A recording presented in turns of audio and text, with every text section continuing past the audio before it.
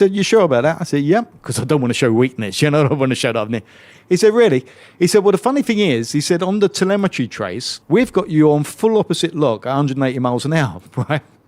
So I've gone, well, it's not me, it was Michael. Michael said he could take bridge flat. And I said, right, well, I will as well.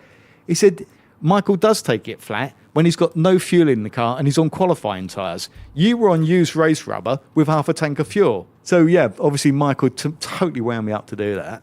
I don't know if he even realised what he was doing, but that was me being an idiot. So, but there again, that's the competitive drive. I was thinking, I can't understand from what he's just said how he can be that much quicker. But I should have trusted myself. Well, Perry, it's an incredible story, yours. If I were to say to you, what is the biggest thing you learnt in Formula One? What's your answer? I've got a different reply to that. It's probably going to sound stupid, but it's not a one-way street. Those things I said to you about earlier, that I felt I had some attributes which were right for Formula One, I actually do believe that. That level of focus, that level of desire, passion, the culture of work ethic, the culture of that curiosity. How can we be better? How can we want more? How can we get more? With a direction involved in it. But I have an awful lot of people contact me on a fairly regular basis, and it's really sweet and often brings a lump to my throat, is that people have got hold of me and they've had a really bad time in life or something like that, and they've read my book and they've seen my own attitude to it, including how to laugh stuff off or keep punching and stuff like that, and they've said it's made a difference to them.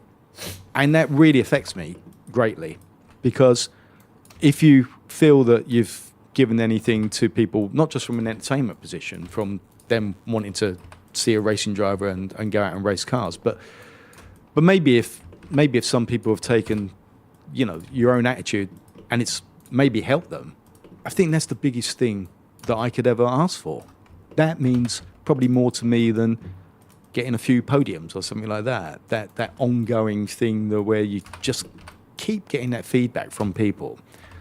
So I kind of will be big-headed and turn around and say, maybe I did get a lot from Formula One. Maybe I learned some stuff from Formula One. But I rather hope I've actually contributed my bit to Formula One to enhance the culture, the reputation of Formula One, of saying, this is what Formula One takes. People like this who just won't stop. I rather hope that I might, even with my stunningly successful career in Formula One, but I was around it for a real long time, even before I got in, people knew about me and I'd often be in the pits and stuff like that. So I do feel as if my Formula One time wasn't just that year. People knew about me in Formula One for a real long time before and slightly after as well. So I can only hope that for a change, maybe a slightly different answer to you, maybe one that you don't receive, is that I, honest to God, hope that I've given my share back to maintaining Formula One's reputation as a place of just absolute level of determination, Well, that's a hell of a legacy. But as a racing driver, yeah, if you had your time again, what would you do differently? Not start. What did I do differently? Oh, do you know what? There's been plenty of times when I wish I could have kept my mouth shut. But conversely, that's the fire that is within me. Yeah. The problem is that when you're so used to coming out punching because there's nobody around you, you don't know any other way to react. I didn't have an upbringing or an entry into this game with people looking after you. Would you have got a manager? Again, the problem is that when and who would I have listened to at that particular moment in time? I wasn't kind of on those levels. I wasn't bright enough to actually understand that somebody could have taken care of me in that way. Who would have paid for the manager? There was no money. You can't have a manager just pick you up and run with you who's any good if they're not getting any money. So it kind of, you might as well say, would you have enjoyed joining Williams when you was 26? Yes, but the reality is that to a degree, this was my lot. And even that was only made possible was because I refused to take no for an answer on so many levels coming through. Was I right on every level? Bloody well not. How many mistakes did I make on and off track? Loads and loads and loads. Did I maximize certain moments? to really stand out? Yes. And that's how I stayed in the game. But my entire story is with shortfalls from my side, no question. Also from some bad luck, to be quite frank. But on some other things, I probably made my own bad luck. Do I have loads and loads of regrets? I tell you, God's honest truth, Tom, no. I've had some brilliant times, really brilliant times. There have been some great successes, some wonderful friendships, which are still intact today.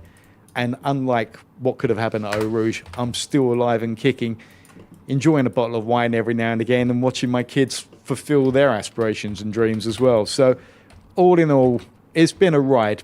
That word, proud of the friendships, probably proud of the book, what it means to me, what it's meant to other people. That'll stay. That'll stay as, let's say, Perry's legacy. And hopefully people can pick up on a bit of humour. And one door shuts, another one opens. Yes. Very briefly, you were the first Stig on the BBC TV show Top Gear. That looked amazing fun. I did want to ask, what was the fastest car you got to drive in that role? The Stiggy stuff was incredible. I mean, keeping it secret absolutely works. You know what it's like when people don't know something and they really want to know. And the question of who is the Stig became one of the top 10 questions asked on the internet. And I was just behind, is there a God and am I pregnant? And then who is the Stig? That was amazing. Fastest car, yeah, it was the Picani Zonda or the Koenigsegger or whatever. But yeah, they're quick, but obviously it's not a racing car. Obviously I'm going to get in something and go as fast as I can. There wasn't that reward of being a racing driver. Nothing is.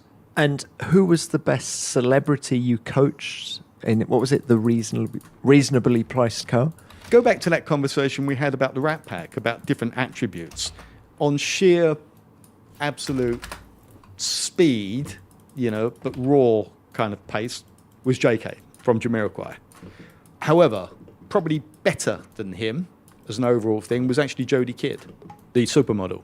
Because Jodie was thinking ahead and she was keeping it smooth, still with a pace, on sheer absolute raw speed in those cars, not quite where Jay was, but as somebody who could develop probably further, if she went further, would have been Jodie Kidd. Perry, it has been a wonderful chat. Thank you so much for your time. I did just want to end with this. It is the 75th anniversary of Formula One in 2025. What is your favourite race in the history of F1?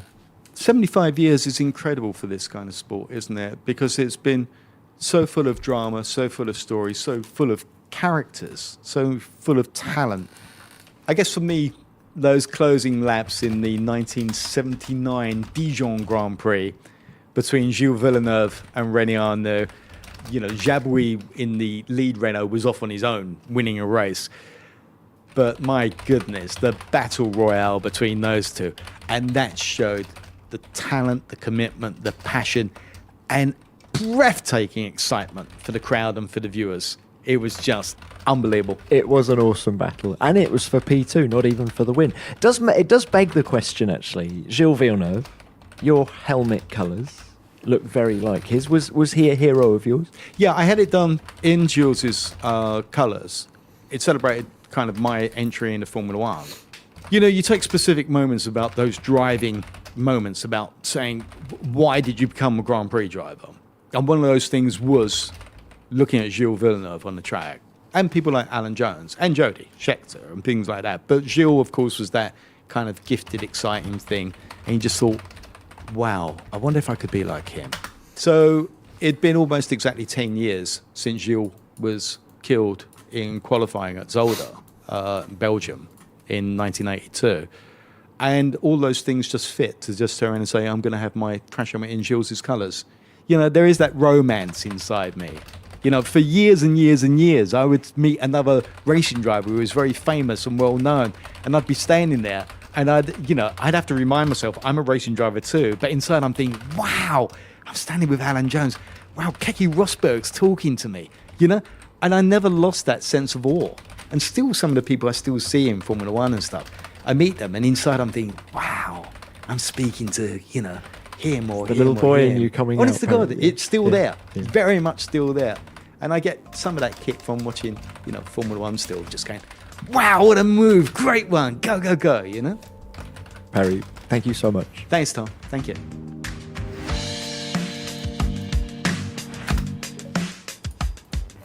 Dijon 79 was one of the all-time great races, and that battle in the closing laps between Villeneuve and Arnoux was inspirational.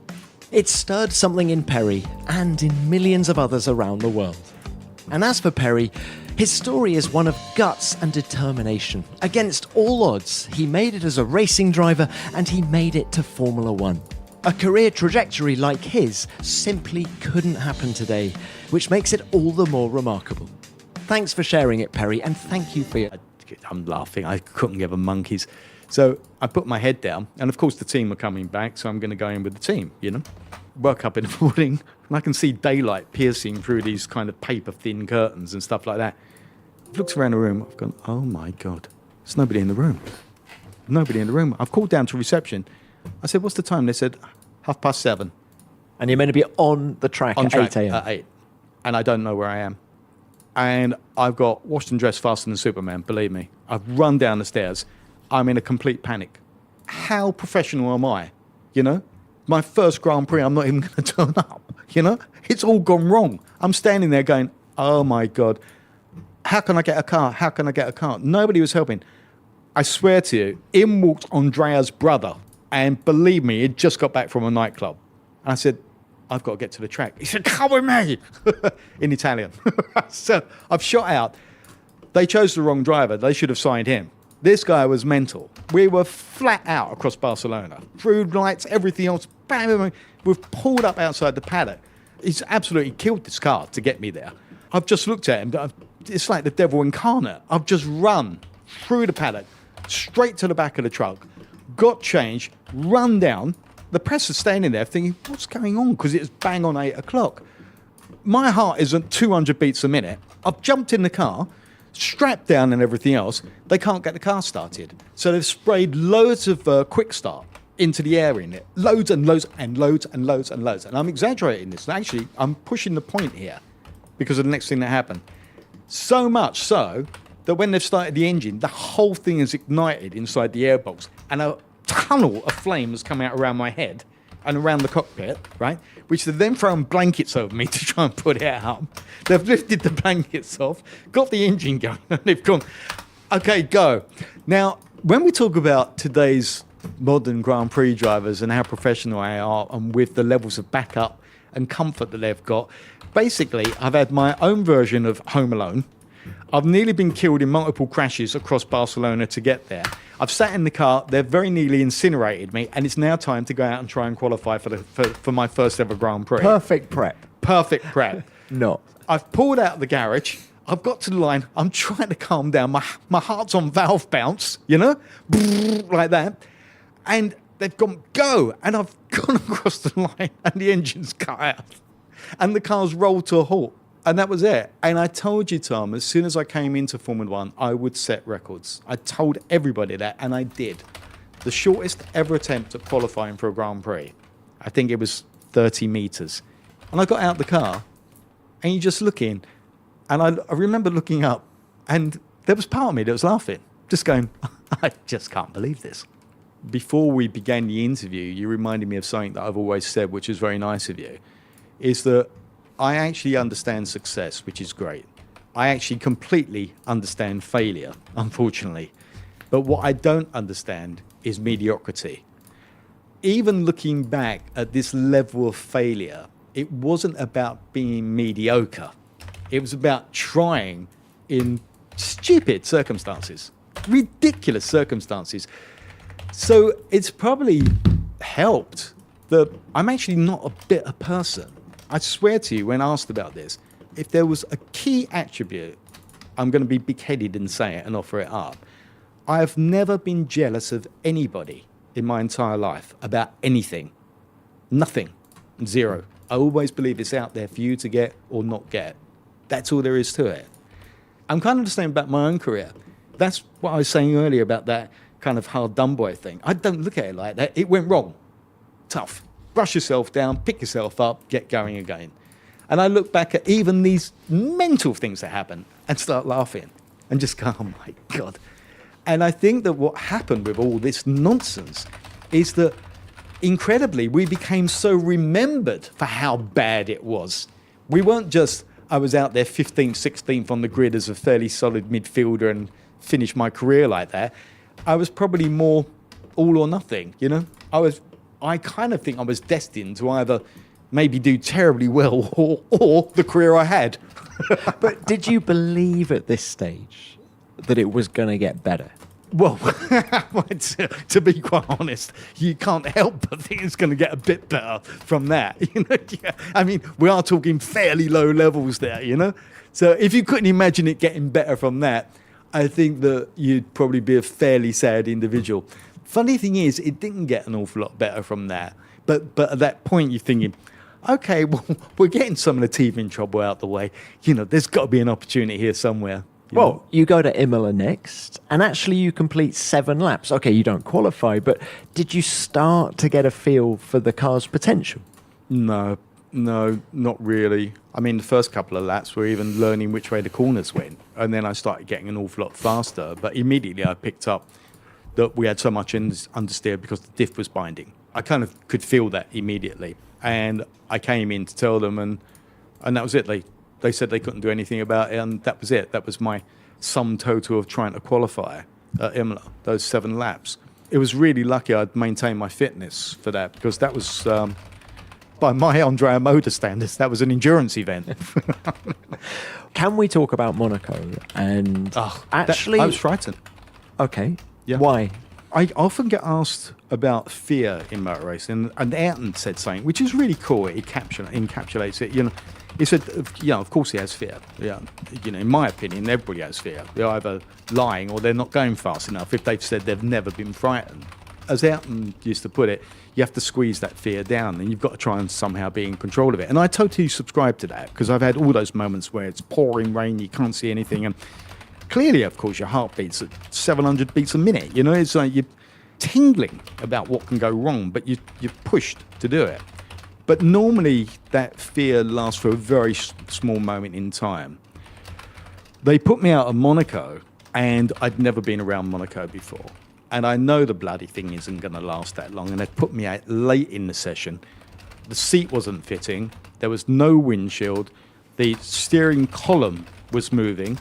I was being bounced around all over the place, trying to push as hard as I could just on those few laps.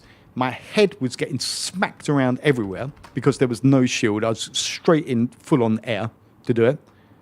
And as I say, the column was moving, and I couldn't feel the car because the seat was moving and I wasn't fitting in the seat properly. And I can tell you, quite seriously, that was very different from being scared for a moment. I was actually frightened. And you're thinking, do you know something? I'm probably in the wrong place here. You know, I'm completely out of my depth. Totally out of my depth. I'm in this thing that, it's still a Formula One car, even though it's a piece of junk. So it's still quick. But I'm moving in the seat. I can't steer it properly. My head's being smacked around all over the place. And I've never seen the circuit before. And I've got 1 or 2 laps to try and qualify it. There was a nagging doubt inside me, thinking, you know, this is where that absolute killer drive to even come through my career, coupled with what was now happening, was probably going to get me killed, because I just could not control the whole thing. And I guess where I was particularly lucky is that they had put me out so late that there was no time to complete anything. So then I came back into the pits. I was going around there just going, I don't know what I'm doing. And I've never, ever had that. It was too much. I just couldn't do it. Did you feel the team, okay, it had 2 cars. You were in one, Roberto Moreno was in the other. But did you feel actually it was a 1-car team? Yeah, no, totally.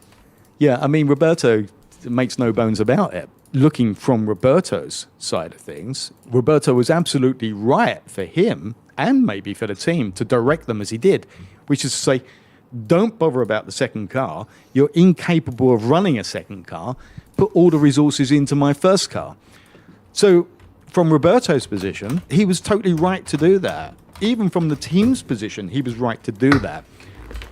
What you've got as being the second driver in that situation is a pile of junk, and actually quite a dangerous one. Yeah, I'm not desperately keen on Roberto as a person, but he was totally right to do what he did. from his perspective, and indeed from the team's perspective. Where the team were wrong is that they did have a duty of care to actually keep me alive. And I don't say that lightly because, as I hope you know, I don't moan and I don't dramatise, but that was getting marginal, and I mean really marginal. The fact that Moreno qualified that car at Monaco, did that tell you at some level No. that if they could get your That- car up and running, it was a decent car? Tom, I know where you're going with this. That was nothing to do with the team. The only thing that team managed to do to get that car to qualify was the fact that it kept running for a few laps. There's one thing that got that car into Monaco, and that was Roberto. That's the only thing that got that car in. And I'll tell you something. I reckon if qualifying had gone on for another 2 or 3 laps, Roberto wouldn't have got in because there were a bunch of newcomers at Monaco then. I think that they were still learning the track and understanding what to do and everything else. Was Roberto knew Monaco, very fast racing driver, and managed to haul that thing around the track. But the others were getting better and better and better, clearly probably with better cars. So another 1 or 2 laps, they would have had their confidence with a better car to displace Roberto. So no, my personal opinion is the only thing that got that car into the race was the fact that it carried on running for a few laps, which was a real achievement. See, I told you it'd get better. And Roberto doing a super job to get the car in. This episode is sponsored by Shopify. If you've shopped online, chances are you've bought from a business powered by Shopify. You know that purple Shop Pay button at checkout? The one that makes buying so incredibly easy? That's Shopify. And there's a reason it's buying so incredibly easy. That's Shopify. And there's a reason it's buying so incredibly easy. That's Shopify. And there's a reason it's buying so incredibly easy. That's Shopify. And there's a reason it's buying so incredibly easy. That's Shopify. And there's a reason it's buying so incredibly easy. That's Shopify. And there's a reason it's buying so incredibly easy. That's Shopify.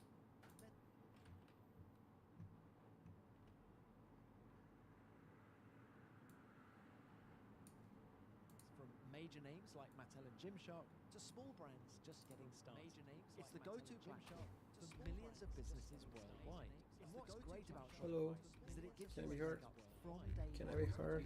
Hello, 1, 2, 3, 4, 5. Hello. Hello, 1, 2, 3, 4, 5. Hello. Oh my god, I just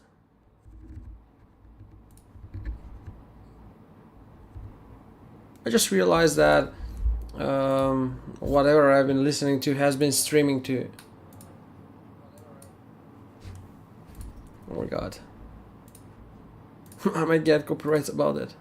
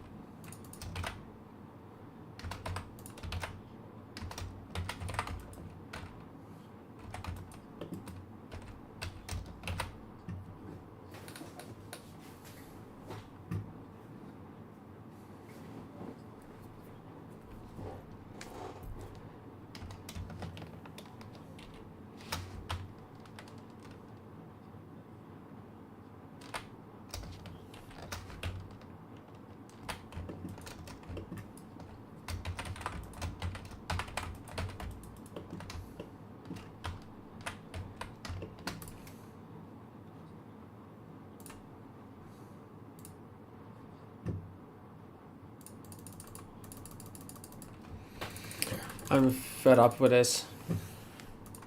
3 times now, it's not working. Fuck it. No, don't send.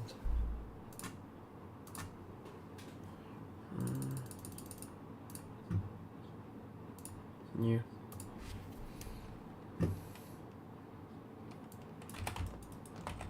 What the fuck?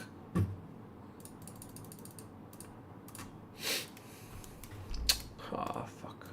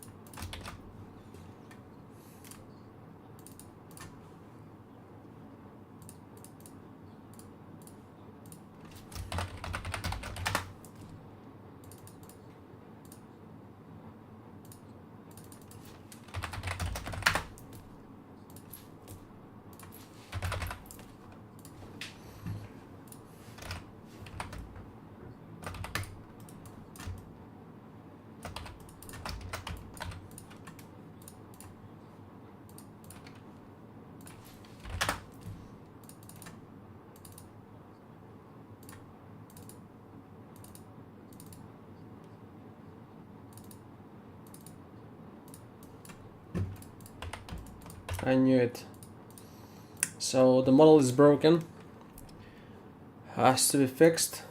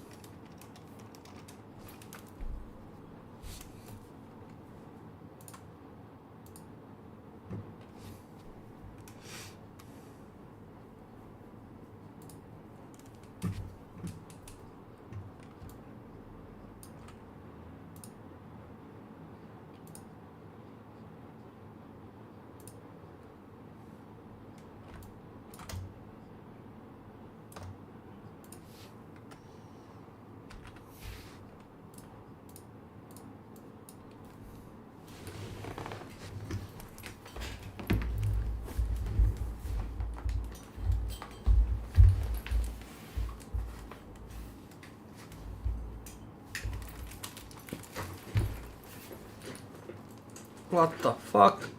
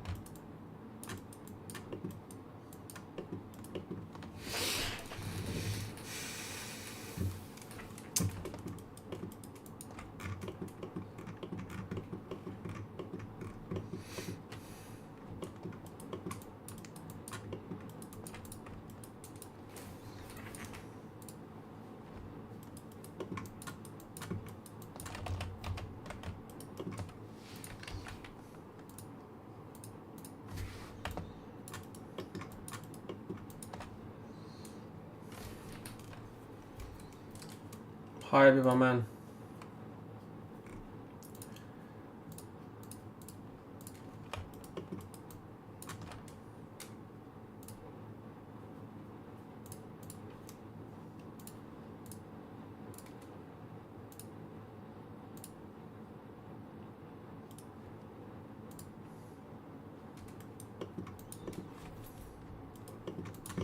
Oh, didn't notice, man.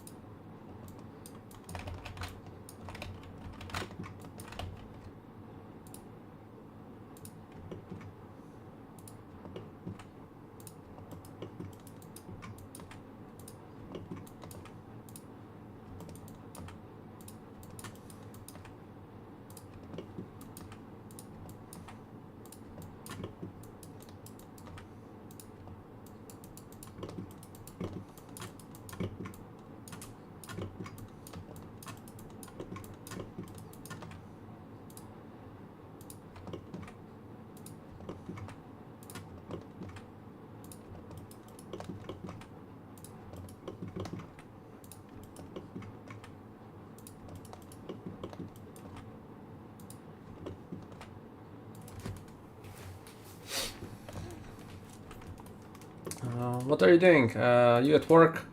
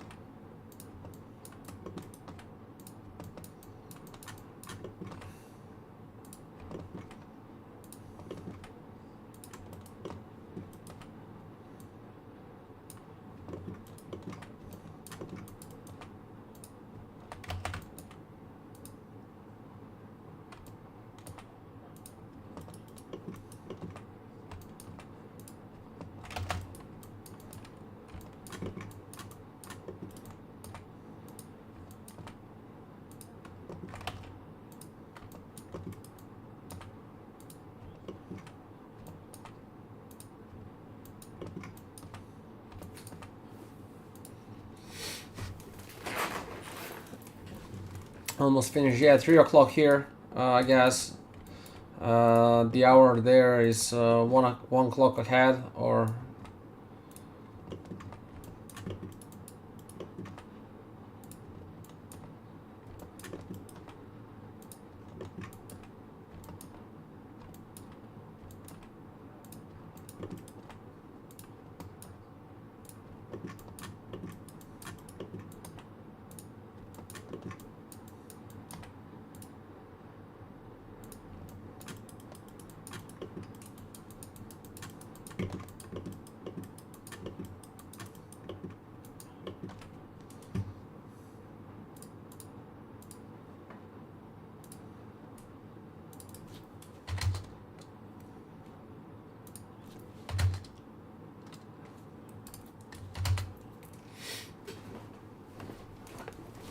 oh, I see. Yeah. So it's the same hour, just you're ending in 30 minutes, I guess. 3:30. It's almost 3, yeah.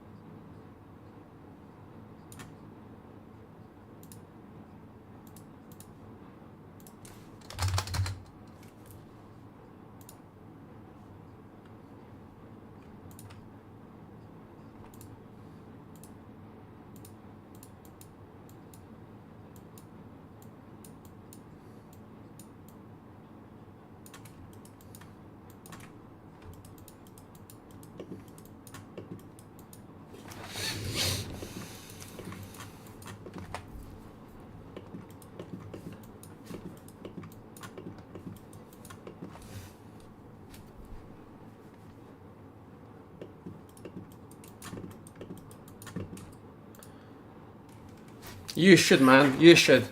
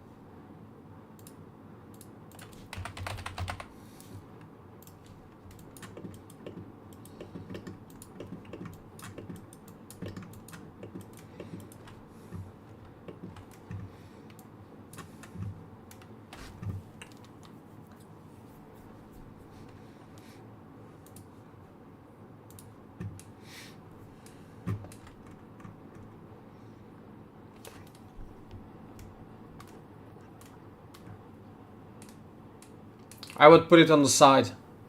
Definitely. Not on the top. On the side. Be right back in a sec.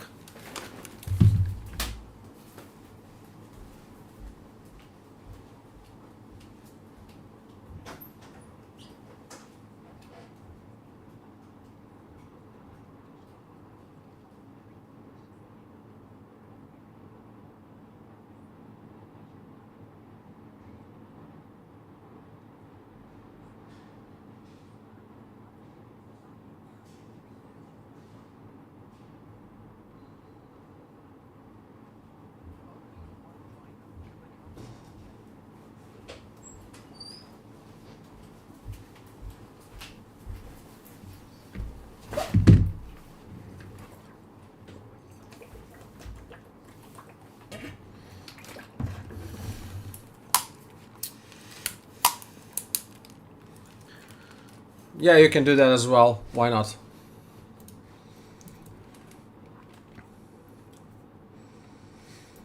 I cannot wait for you guys to see some new alerts I have for follows.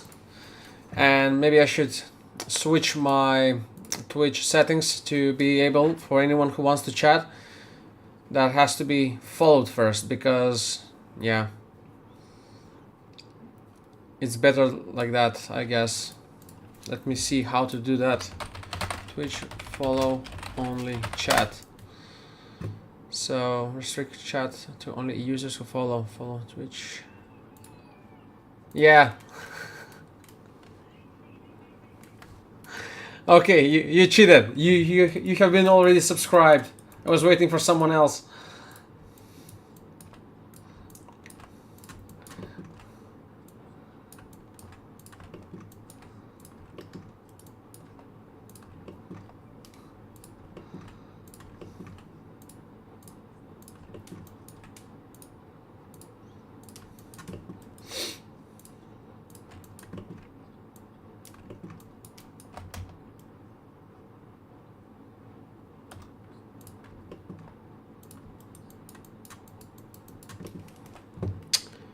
Oh, Anthony Davidson.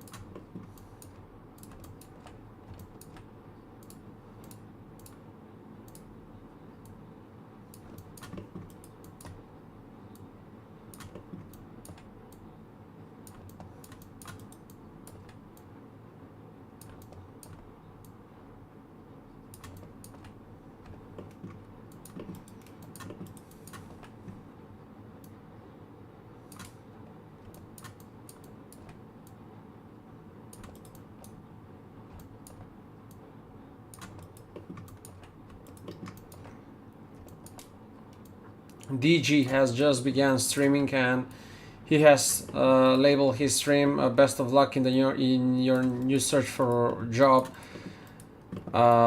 referring to the companies that have just rejected him or others, and it's pretty much reflecting on how it is lately, and that's something that pisses me off as well. I so much feel for him. I wish him like the best, because he's really great in what he does, and I cannot understand how he wouldn't get something.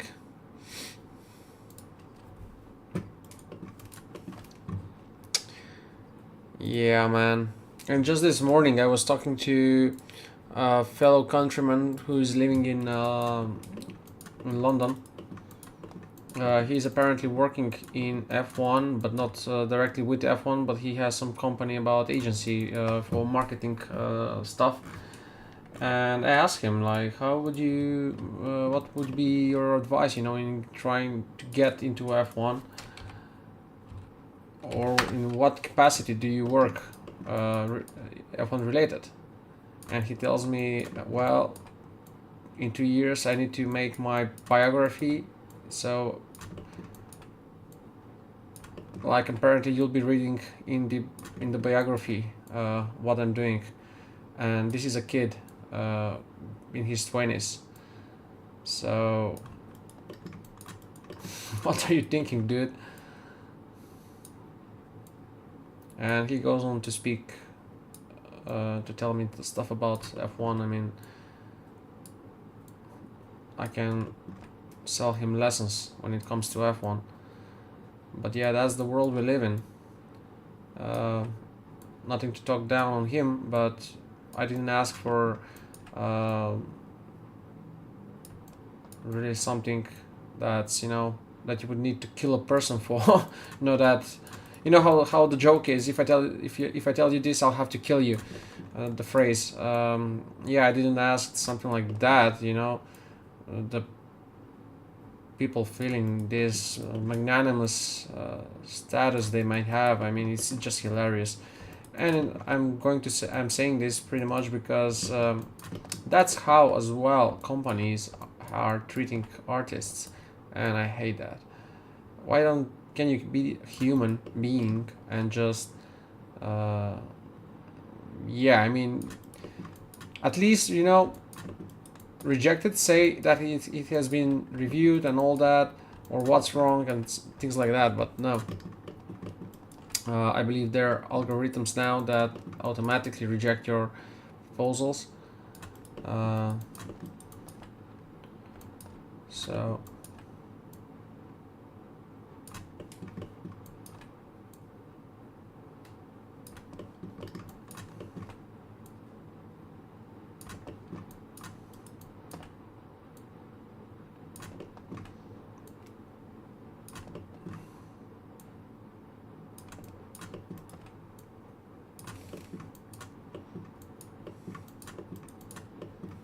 yeah, that's awesome indeed.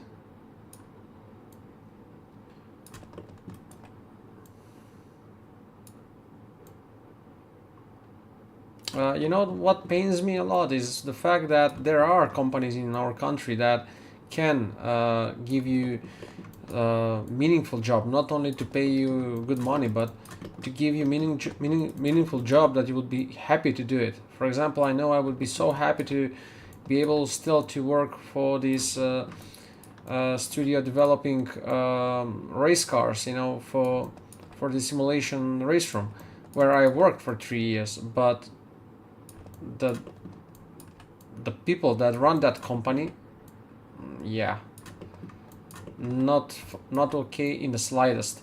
And that's something that how to say, I'm not pissed off by it, but you know what could be, the question what it could be, it's very big. The potential is very big, you know, and it's not tapped on it just because of one person who, I would say, without being too modest, or I'll dare myself to say it, he doesn't know how to run it.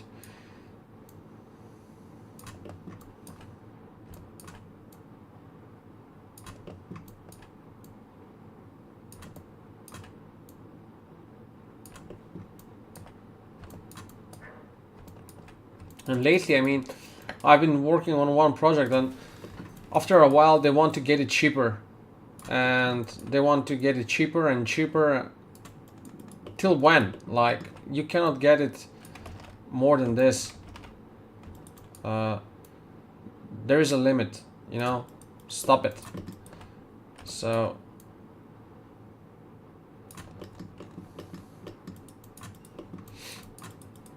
that's something I just cannot wrap my mind around, because it pisses me off so much.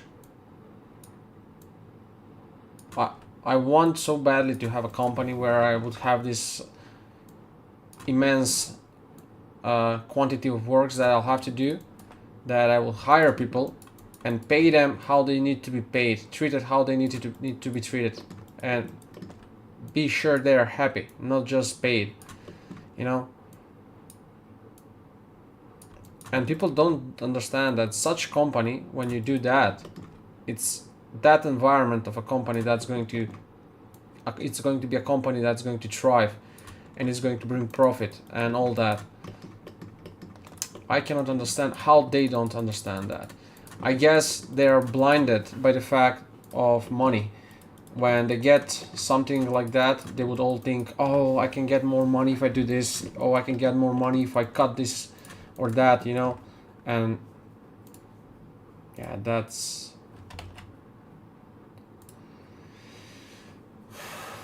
it pisses me off really.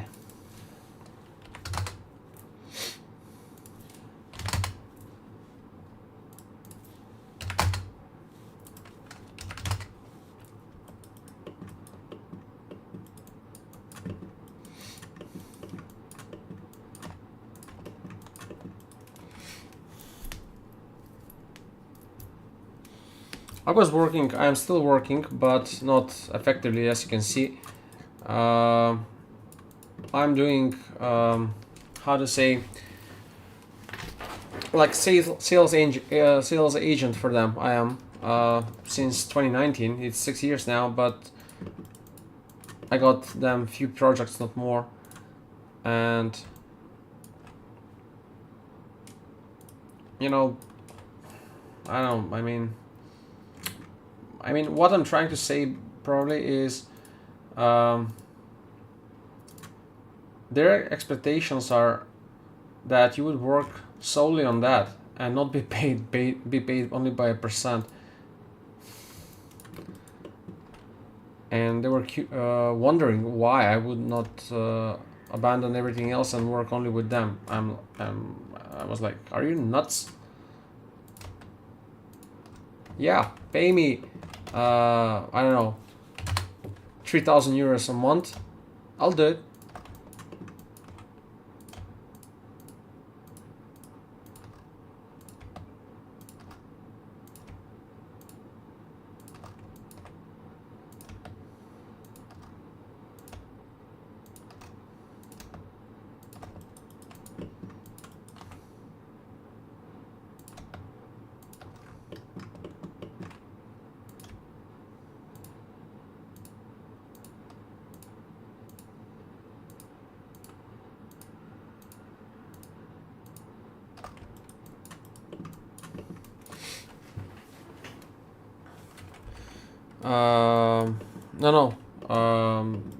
Salary monthly. Although weekly, it has happened that you can earn 3,000 as freelancer in a week, but you'll have to work on 2 projects simultaneously, I guess, or on 1. I got close to that amount of money within a week, but it happened only once in how much? 9 years now?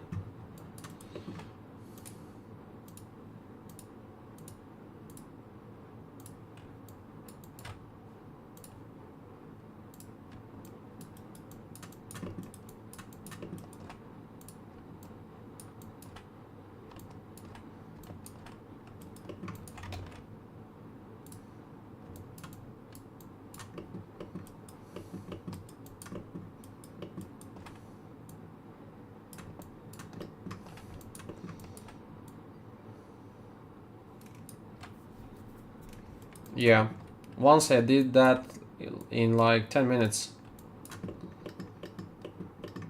I had to create an airplane, and I already had the airplane, so I sold the airplane for 1,200 euros, and basically within 15 minutes I had the money. Freelancing in a nutshell.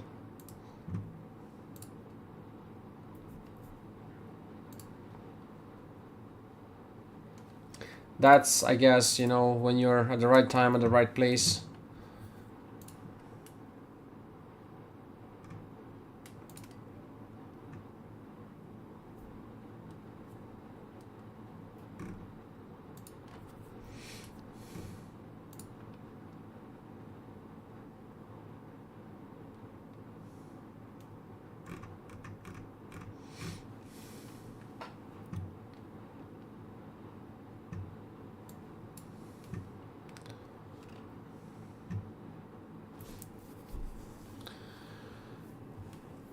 Yeah, I mean, it's not like that. I have projects frequently. That's why I haven't finished yet the Risking Seed, because for the past 3 weeks I've been working flat out on projects.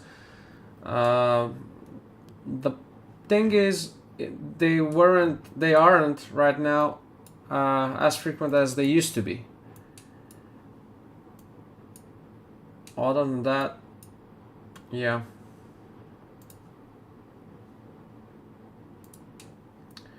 You have to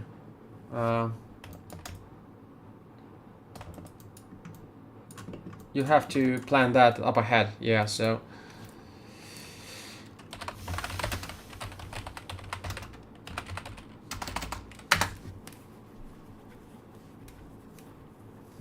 yeah, exactly, man, exactly. You're right on point right there.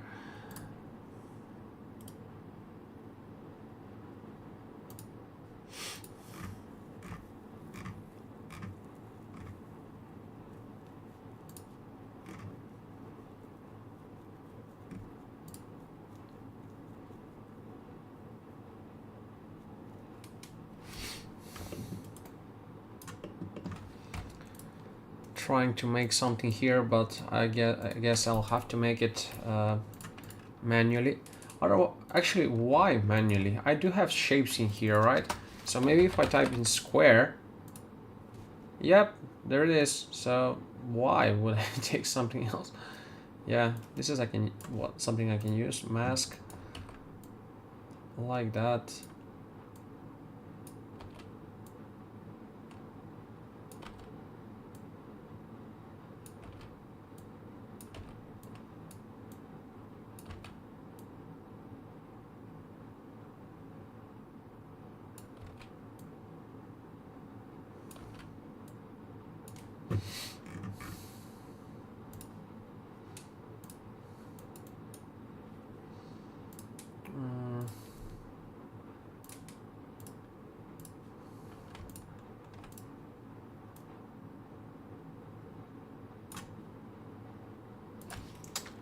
Doesn't feel okay, or at least what I wanted to do with it. I think I'll leave it like this.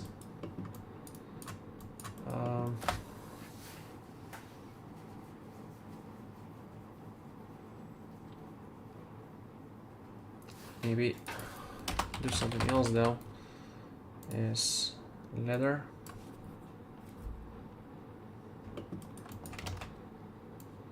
Not that one though.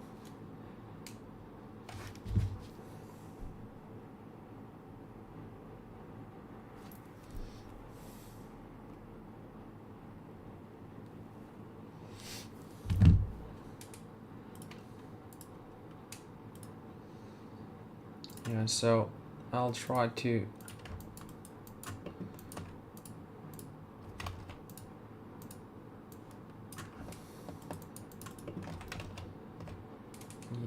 this will have to be beneath this. No, it's still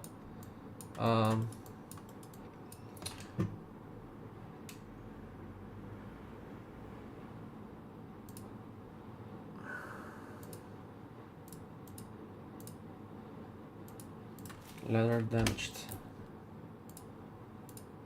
This is the Recaro details. Where is the stitching? This is the stitching. So I guess I have to go beneath. Like, let try this out for a bit. Let's save first. Save as, what's this? Recaro, updated, sit, save, saving, I guess. Let's export these textures so I have a backup. So no, the visual, car parts, source images, design one, buckle system. This would be racing, no, seat belts. People, just to say, I love this conversation that we have. I mean, that's what makes me going, daily to do this stuff. If I was content with some work being paid the amount I believe I should be paid, I wouldn't have, probably done this. I wouldn't have been doing this, basically. Like working, every single time I have in the day. Meanwhile, I was listening to this podcast on F1, and he has a nice point of maybe just racing drivers are just like that. I'm not considering myself racing driver in terms of real racing, but I've done very competitively, very long time sim racing. And what he has said is that he retired, but his mind is still continuously going, like flat out, overthinking on stuff, trying to better and improve himself and all that, like non-stop. So it's pretty much how I feel. And why I feel like that is not only that, but the fact that I believe I'm underpaid on what I do. But yeah, that's a very big, very long topic. Um,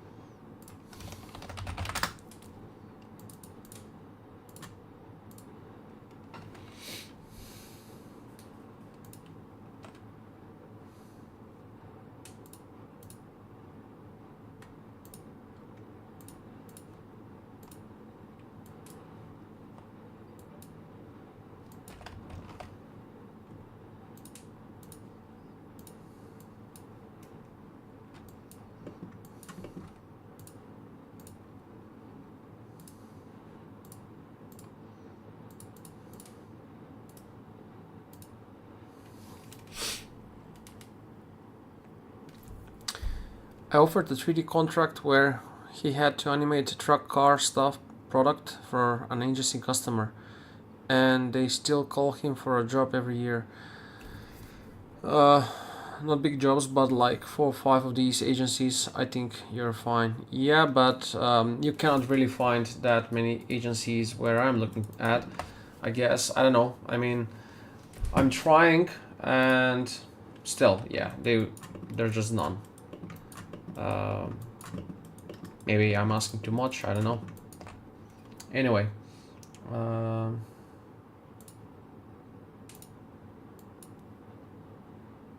let's go back at what I was doing.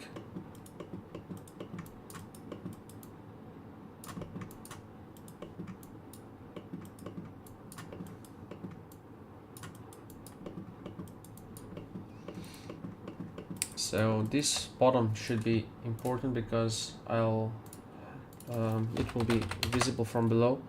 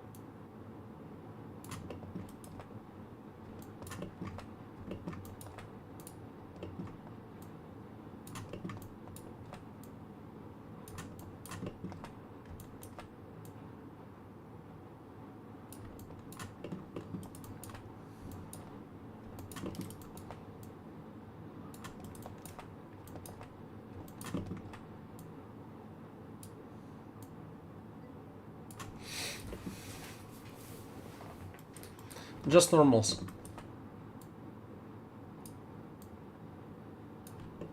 You cannot create mesh with Substance Painter. Why is my Spotify not working? Lando Norris, F1 and Down Street, Anthony Davidson. Yeah, continue.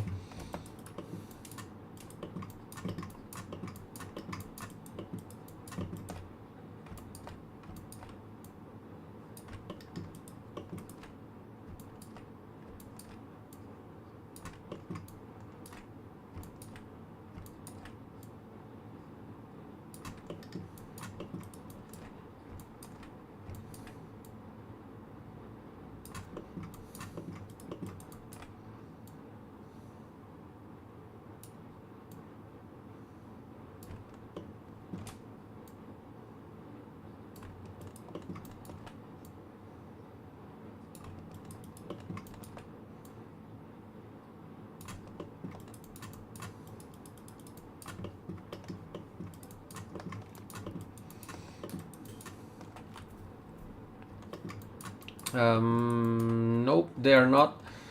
Normals are just a texture, so without it there is no mesh. But yeah, in a way they will trick the eye as it's a mesh. If that's what you implied, yeah.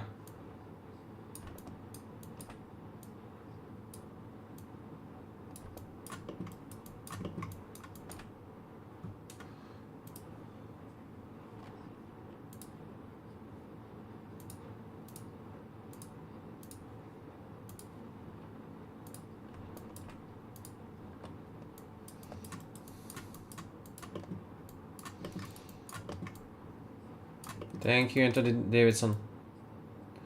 Anthony Davidson, I'm listening on talking about sim racing and how much the hardware has speeded up. Yeah. Air Factor?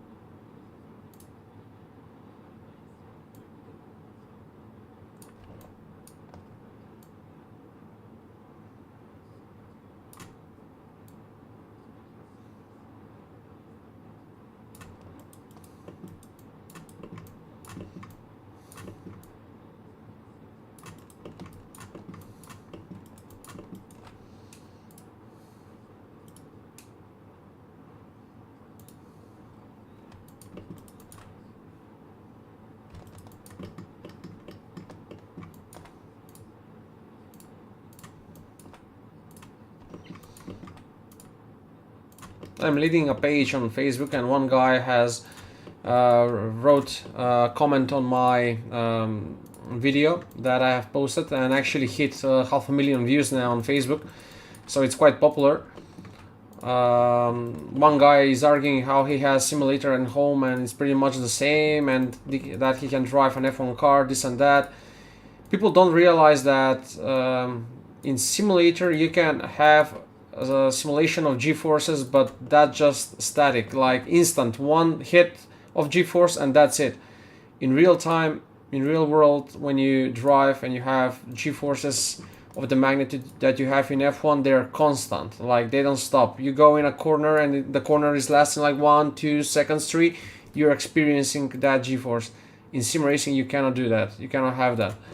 So yeah.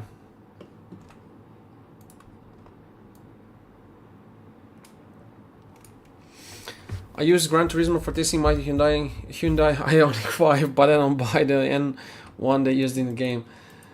Yeah, Gran Turismo is even lesser stuff on what this guy is talking about right now. But still, it's interesting. I loved playing Gran Turismo, enjoyed it a lot as a kid.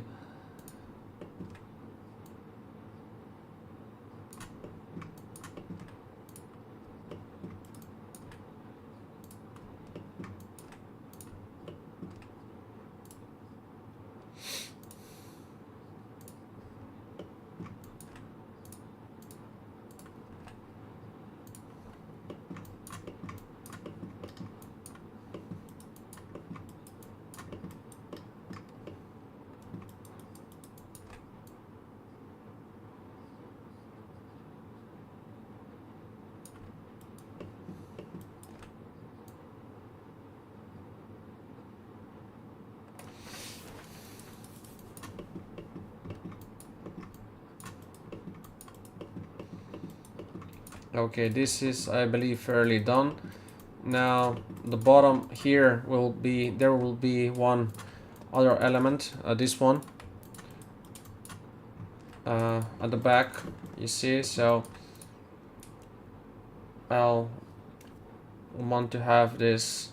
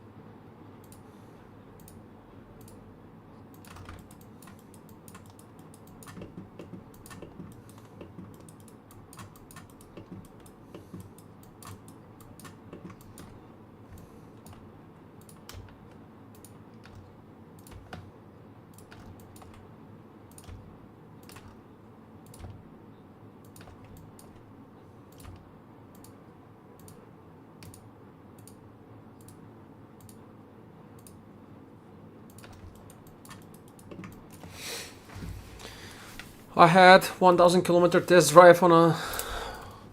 Who subscribed? I got that. Oh, Kelvin Cropley. Thank you, man. Follower goal meet 100 followers. Thank you so much, man. And I... Wow. Oh my god. Okay, that's cool. Followers goal reached. Thank you so much, man. Yeah, where's the event? Here, yeah, I have to find a way how to gather that and bring it back. I loved so much how that played out.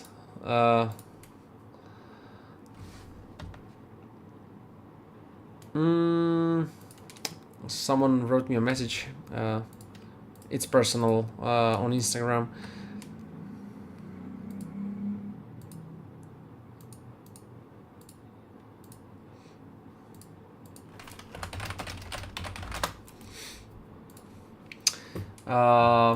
Thanks so much, man. Thank you very much for the subscribe. Speaking of the design itself, I have exported something in here, but I forgot to add the details on the back of the seat belts here. So I'll have this reconfigured, and then I'll add them once again.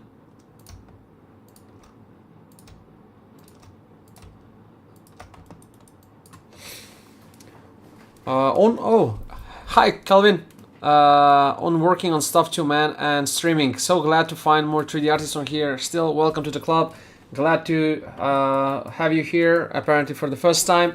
Yeah, first time chat, it's sad. And since you're streaming as well, if you want, we can stream together sometimes. I'm all up for it.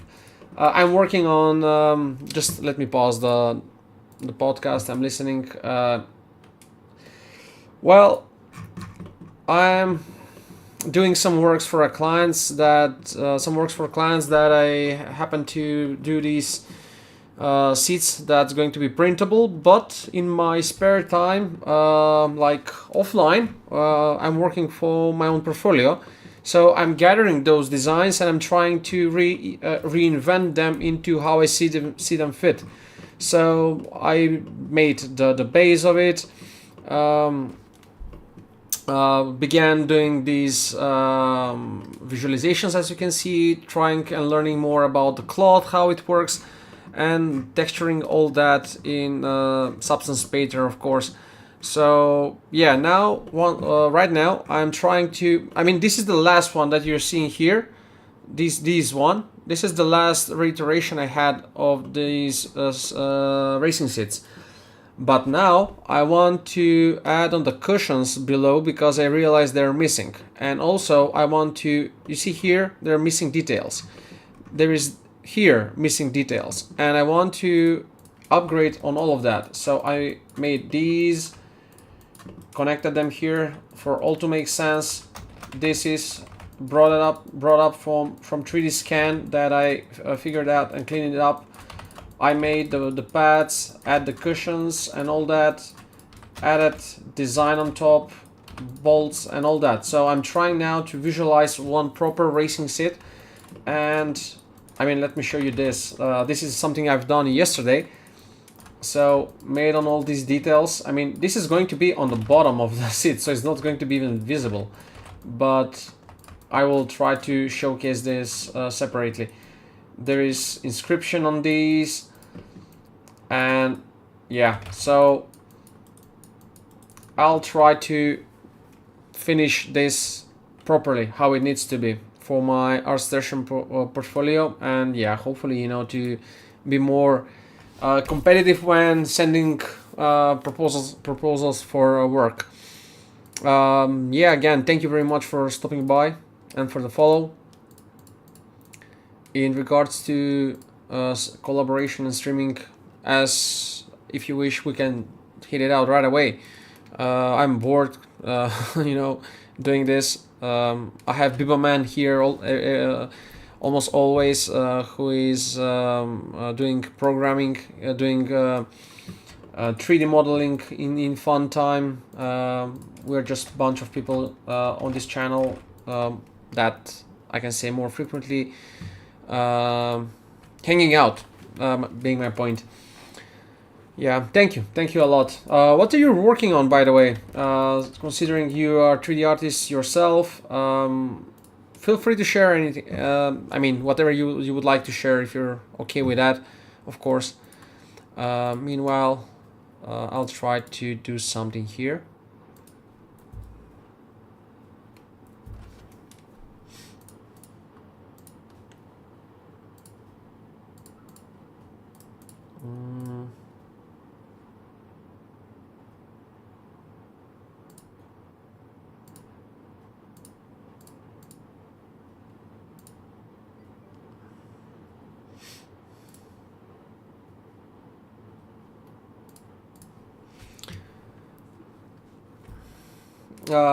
Trying to render a video. Are you doing this for environment?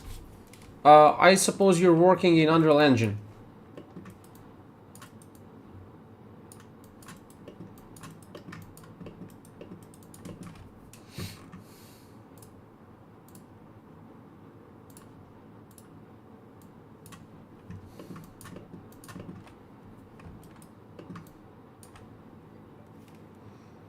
Yeah.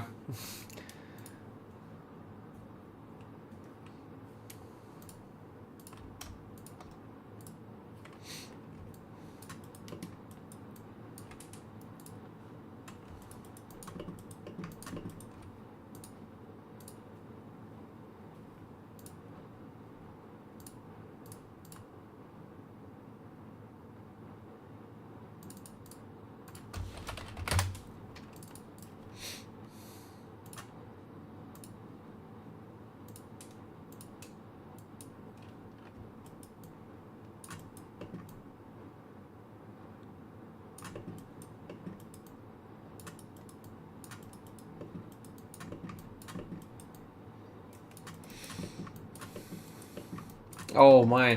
So you're actually doing character rigging. That's something that's pain in the ass for me. I don't like it at all. I don't like doing it.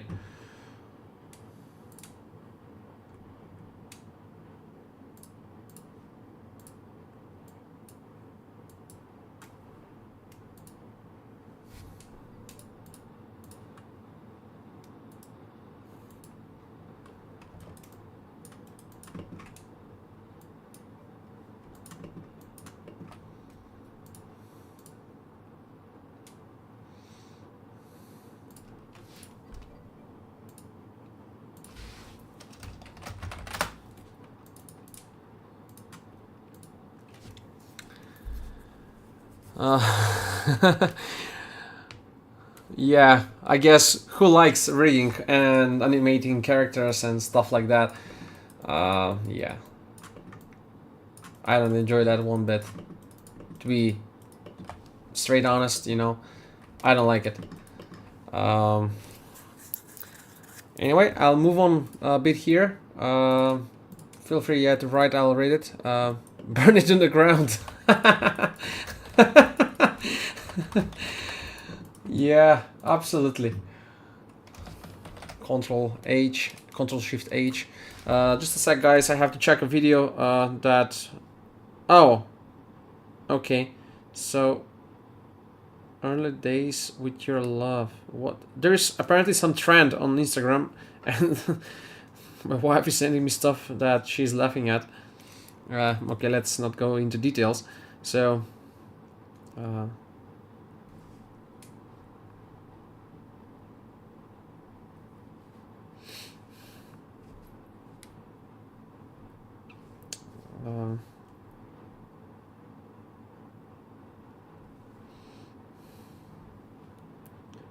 Sorry guys, I'll be back on working in just a sec. Just need to see something.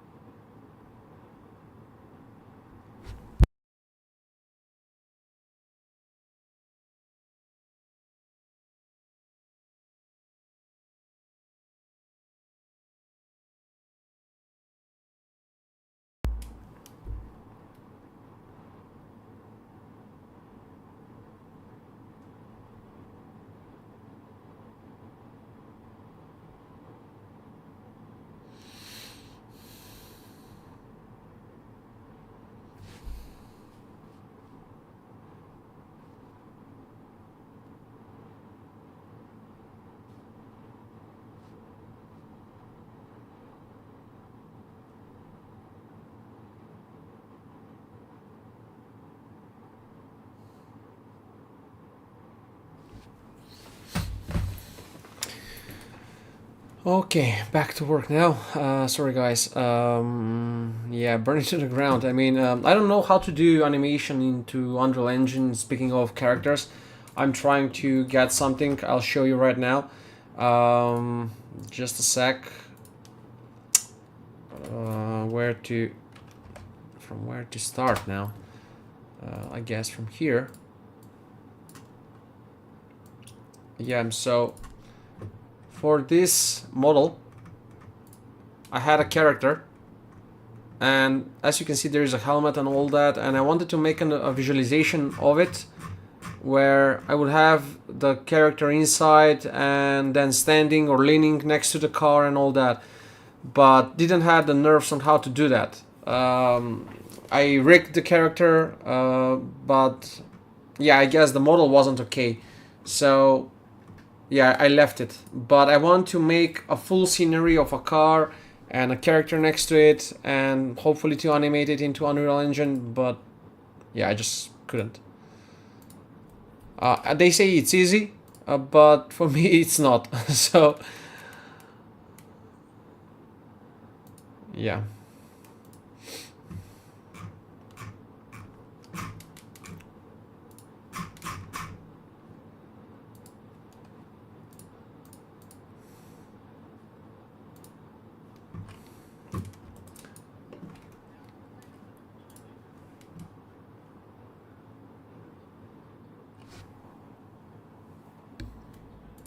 What have I opened? Oh, it's here. Okay. Sorry guys for that. Because I'm streaming on 3 fronts, Kick, YouTube and Twitch, I can get lost for a second because I'm trying to monitor all of them. Not to miss, because from YouTube I don't get any messages there, but at least not now. But even if I do, I wouldn't have them being broadcast to me on the stream. But I'll have to open YouTube to see that, if that makes sense. Basic mechanical rigging is quite easy. Yes, it is, but when it comes to not having the basics and you have to go into details a bit more, that's when it gets tricky, and that's when I have the problem. Speaking of the basics, I don't That's pretty much straightforward. And these days, I mean, there is actually even, you know, that you have automatic rigs, you know, and all that. So that's not much of a problem, but okay, now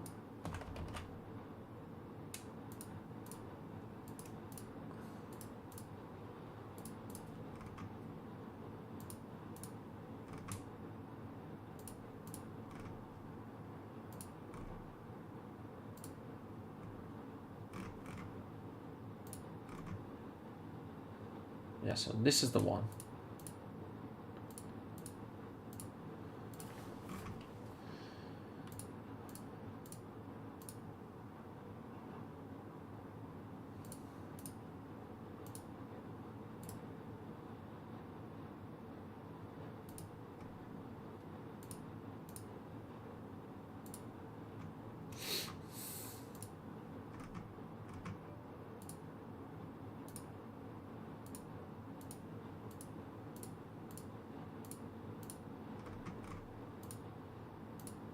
Where have I put? Oh my god, I cannot find now. That's why you have to. There it is, finally. Okay, you out of the window. Now go back to this, and now let add new one. That's going to be better. Leather suit, that's on the Recaro patch. Just like that. And let's add some stitching here, I guess. That's quite big. We need... Actually, I'll make this black and a bit smaller, like one should be enough. Yep, just like that. And this here and here is there,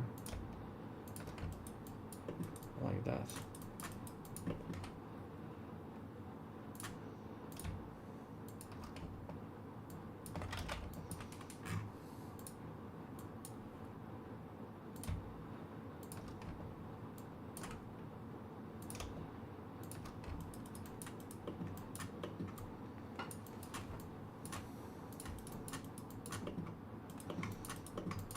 I like it like this. So again, let's delete these because I'll have to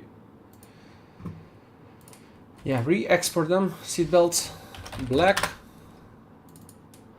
select, this will be final. So these are the black. Now I'll make one red, pardon, and we'll move on with the, that's the leather. I'll move with the racing seat itself.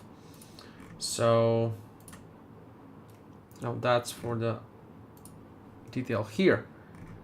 That's the logo, Recaro patch, fabric nylon. This is the one actually. So red with red. Yeah, that's well. And also the logo of the Recaro has to be white. I guess in the previous that was a red one. This one will have to be actually something like that. I'll let it stick. Export. Red. Red.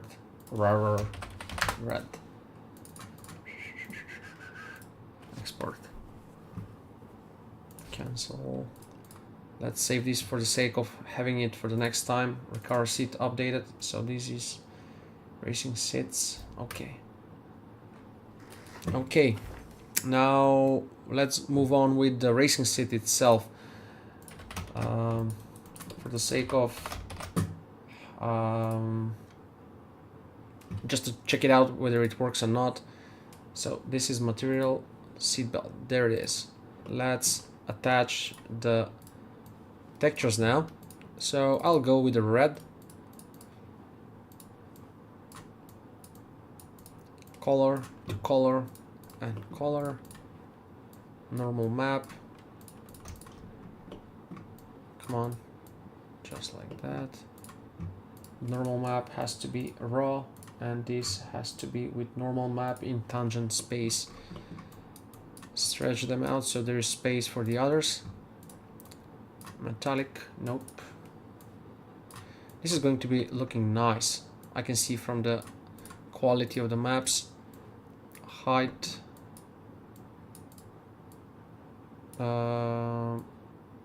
Yep. Height and roughness. So all of these are raw.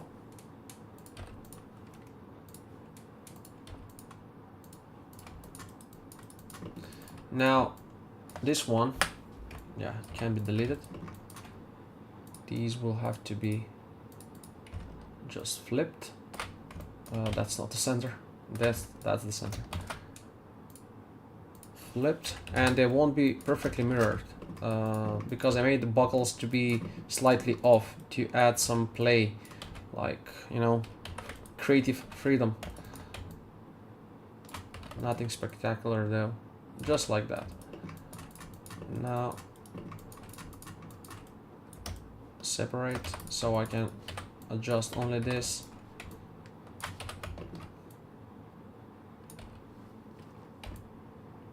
Like that, and bring this up. Hey man, how was the racing?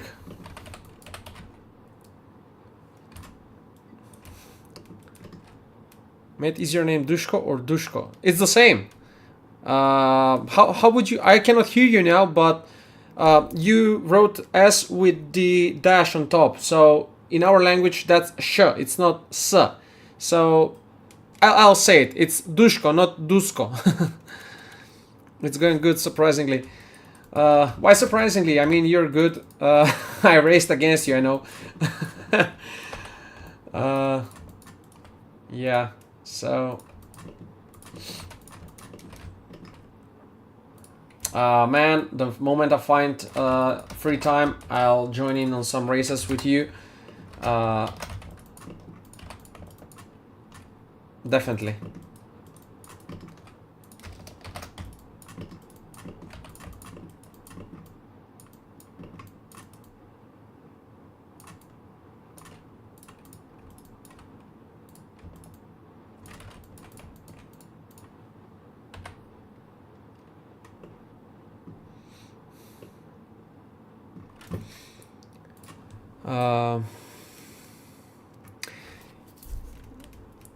Sometimes I mess up my races. Sometimes it's difficult to compete fast lap for qualifying in the traffic. Sometimes you're unlucky. Yeah, man, I don't know how to explain it, but I would just say stick there and don't let anyone pass you. That's maybe easily said than done, but I'll tell you what. I'm sure you know about this. If you're trying to defend yourself by not a much quicker car, but he is relatively quick, but he is struggling to pass you, for example, the way I would go about that is I will never go out of my racing line. I will always keep to my racing line, so it's going to make others more difficult to pass. Why I'm saying this is because I'm not only trying to, how to say this, just to compete with lap time, but compete with others. So yeah, sometimes I'm not just trying to do the best lap, but just protect my position, so to speak. I don't know if that makes sense. For example, when we raced on F3 in Red Bull Ring, I know, and you know this for a fact, that I was nowhere in terms of speed because I only had 1 day to practice, and I know much of the people that were racing that day had a lot more practice time, and I assumed that I will qualify somewhere, I don't know, at the back of the back end of the grid, and I turned up to be P8, P9, something like that. So I'm thinking, turn 1, Red Bull Ring, it's going to be a chaos. Stay on the outside, let them all come through on the inside. Your time will come. You just stick there, and for the first few laps, try to, deal with the high fuel and all that. And always, without exception, I'm trying to set up the fastest time with full fuel on, because when you do that, you get comfortable with the car. And I'm just speaking now what makes sense to me. Maybe you do all of this regardless and all that, but there was this crash, all that happened, and being used to the high load fuel in the car, I was completely capable of fighting the cars ahead that were even faster than me in qualifying, and out of nowhere I finished P3. So yeah, I mean, and Kelvin, I just read, I miss racing, dude. I suppose that Kelvin is doing sim racing as well. SS Racing, Kelvin, is a guy from Croatia. He's doing sim racing. You should check him out. But yeah, if you do sim racing, maybe we can do sometime. I don't know. All of us.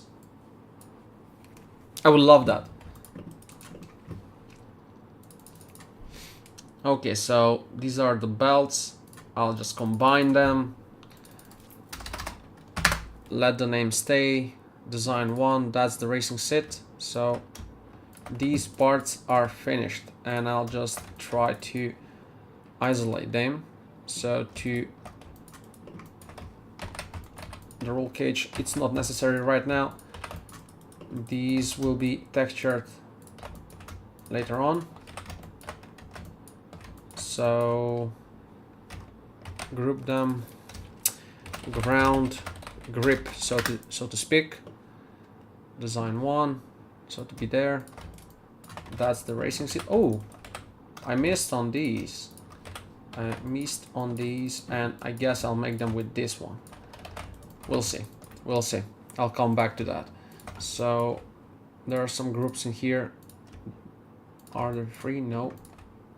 There are elements to it. But yeah, I don't need anything else in here.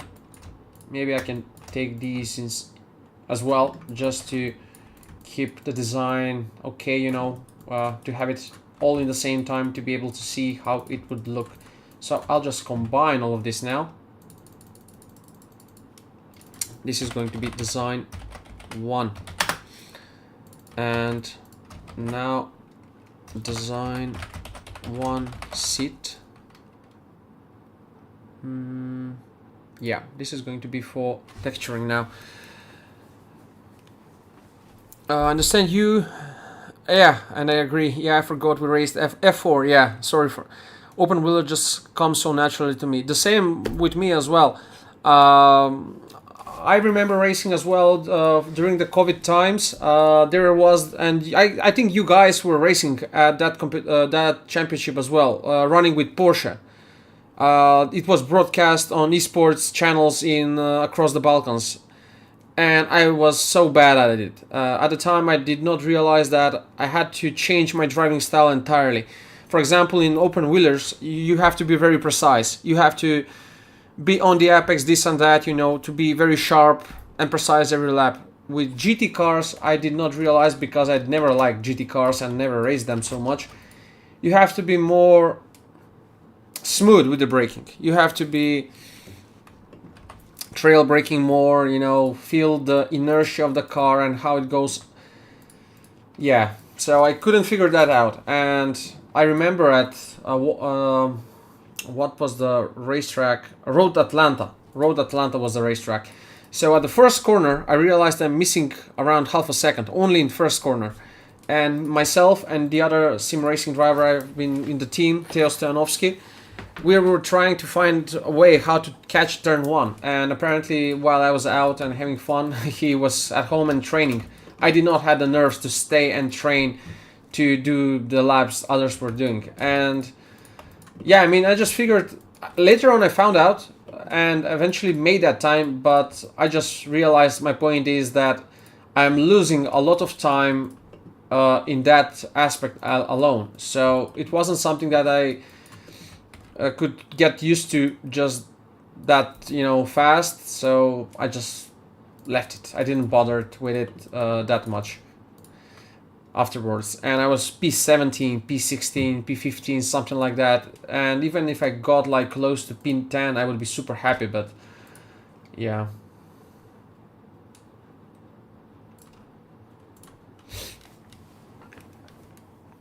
I get up to speed so fast in open wheelers. That race on Red Bull Ring, I've qualified P3, but into turn 4 I had to take very narrow line, went half a second slower at least because of traffic. Same with me in GT3 and cars in general. Lines are so different between high aero open wheelers and GT3 and cars in general. Yeah, they are. Yeah, they are. I mean, sim racing is such amazing stuff. I remember in the competition we had here in Macedonia, we competed in LAN, and there was this championship also that was going on across all Balkan countries. It was like, I wouldn't like to exaggerate this now, but it wasn't like racing for each other, like each on his own. But there were countries, Croatia, Bosnia, Montenegro, Macedonia, Bulgaria. So each of us were racing like under national flags. Were you guys racing in that championship? This was back in 2013. It was a long time ago, 12 years ago. Guys like Fiore were racing, Marin Čolak. What were the others? I forgot. Petar Baničević. There were many.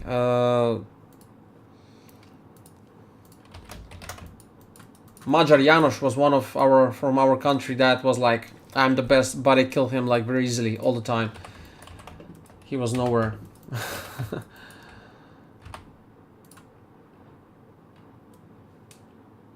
He wasn't that. I mean, he was great. He was good, fast, but once I get it. Oh, so okay, you're young in that sense. Yeah. Oh my, those were great times. I remember at Silverstone. You know how Silverstone is wide.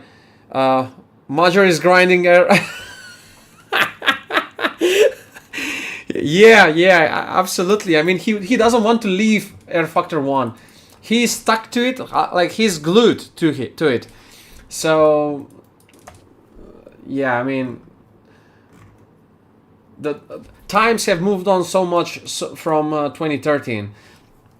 We have Assetto Corsa was just 1 year old, but still, Assetto Corsa is more like Simcade. But you have now bringing, you know, Air Factor 2. You have iRacing. You have Race Room Racing Experience, which is very decent one, and simulations like these, and he's still clinging on to Air Factor 1. That's the simulation in which we were running the National F1 Championship here in Macedonia. That championship, man, was the first one that we got actually paid for race. Can you imagine that? And I was so happy to have won it, so proud that I won it and all that. After that, I left it. I didn't want to bother that much any longer. My point being is, on a parallel side, while we had to compete into this F1 championship in our country, we had to go there locally, drive all in LAN, all from one place, 15 of us. We would qualify for 2 weeks. Anyway, so Magyar János was organizing this championship in which countries will fight. He would have 8 drivers from Croatia, 8 drivers from Bosnia, 8 drivers from Serbia, Montenegro, Macedonia, and all these places. My point I'm talking about this is to touch on the fact how different can be from car to car. the least if you switch in between categories or even simulation titles. So we were racing F1 and he asked like 5 of us to jump in and race F3 at Silverstone. And we do that, we get so much involved into it that when the time came for me to go back and now continue with my program of setting up the car and qualifying for the F1 race that was coming up that weekend, I couldn't get up to speed with the previous lap times that I would do. You know, I would set like, I don't know, let's say hypothetically speaking, 1 minute 30 seconds point 0, right? I would do F3, race for 2 weeks, come back and try to race F1, and now I would do 1:31.5, and I wouldn't be able to go past that.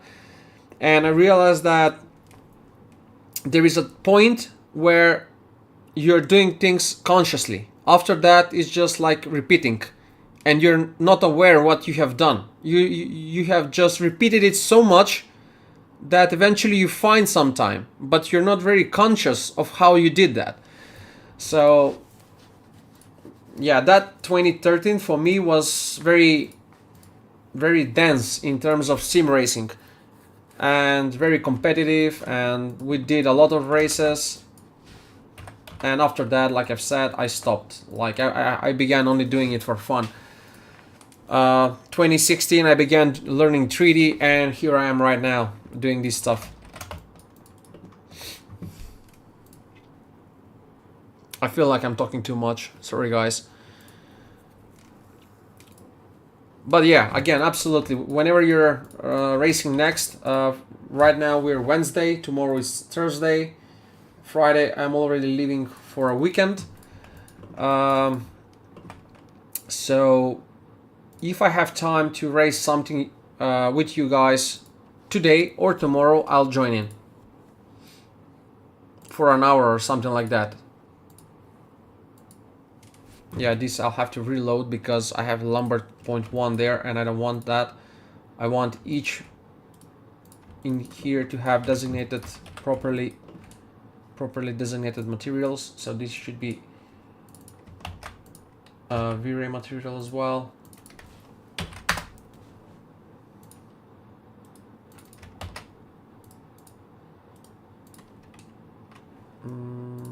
Seat cloth. This should be V-Ray material as well. Old seat pads. Let's see about that. So we have seat cloth. That's not the cloth. This is the carbon fiber. So carbon fiber. Cleaning up the history because yeah, I guess this should I should close so it prevents. Yeah, I definitely want to see. Feel free Kelvin, to share a link and I'll showcase it here in the upper left corner. Give me a second, I just want to read what Suki from Croatia is saying. No worries, mate. I'm just doing some stuff and letting the stream run. I agree word for word what you said about conscious driving. There is a point where technical knowledge is not enough to go faster. You have to get into the different state of mind to go faster, and that comes with mental preparation and physical capability. Hvala puno. Yeah, absolutely. I mean, yeah, I can go on for hours talking about this because we were racing at one point from one same place, and you would see the reactions of the people racing with you. So I remember in Montreal, I came up to do a very close time during the race that you would do only in qualifying. But I only did that because I got 2 penalties and I was pushed to do more. And I just turned off all HUDs, you know, not to see the sector times, not to see anything. So I just focused on the lap time, on the lap in front. I had to do 2 quick lap times before I got into pit.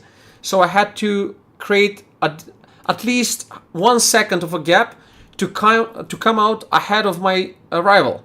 So I do these two laps. I go in the pit and I come out in Montreal. And you know in Montreal how it is. You almost cut the first corner. So I do that, and we're coming like this, one behind each other. And if I didn't do those 2 laps, I would have ended up behind him, and with wasted tires, I would have probably lost the race, and with it, the prize money that I would get paid for the race. I won that race. We finished the race and all that. I'm going out from the simulator, and I turned to see Major Janos, and the face he had. The look he has on his face was how he did that lap time. And I heard him. He didn't know I heard him, but I knew that he knows that I'm going to kick the ass of his. Like, that he realized finally that, yeah, we had a kind of a rivalry, not to speak like that directly, because we very rarely raced with each other, but he is like that. But yeah, sim racing is, for me, it's not a game. It's much more than that. Let's see what Kelvin has shared. Yeah, here it is. Cool stuff, man. Look at the chicken. Let me see if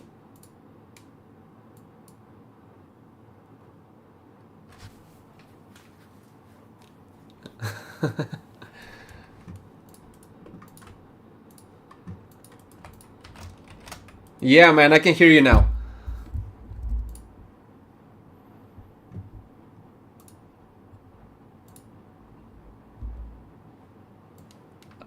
I just sent you a knock on your live stream.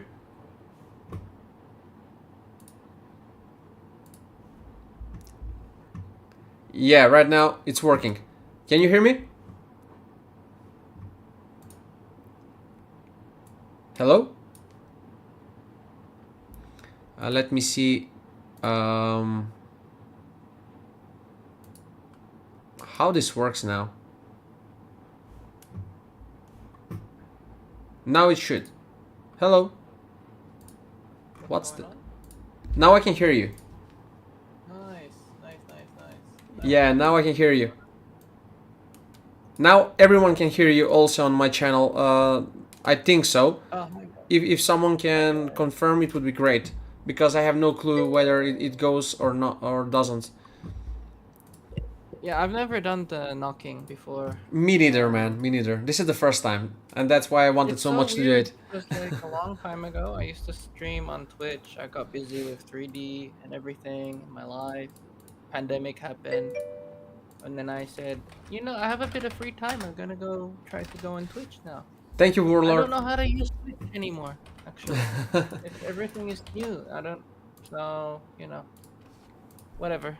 Yeah, I mean, I'm new to Twitch as well. Although I'm streaming now for more like, I guess, 3-4 months now. But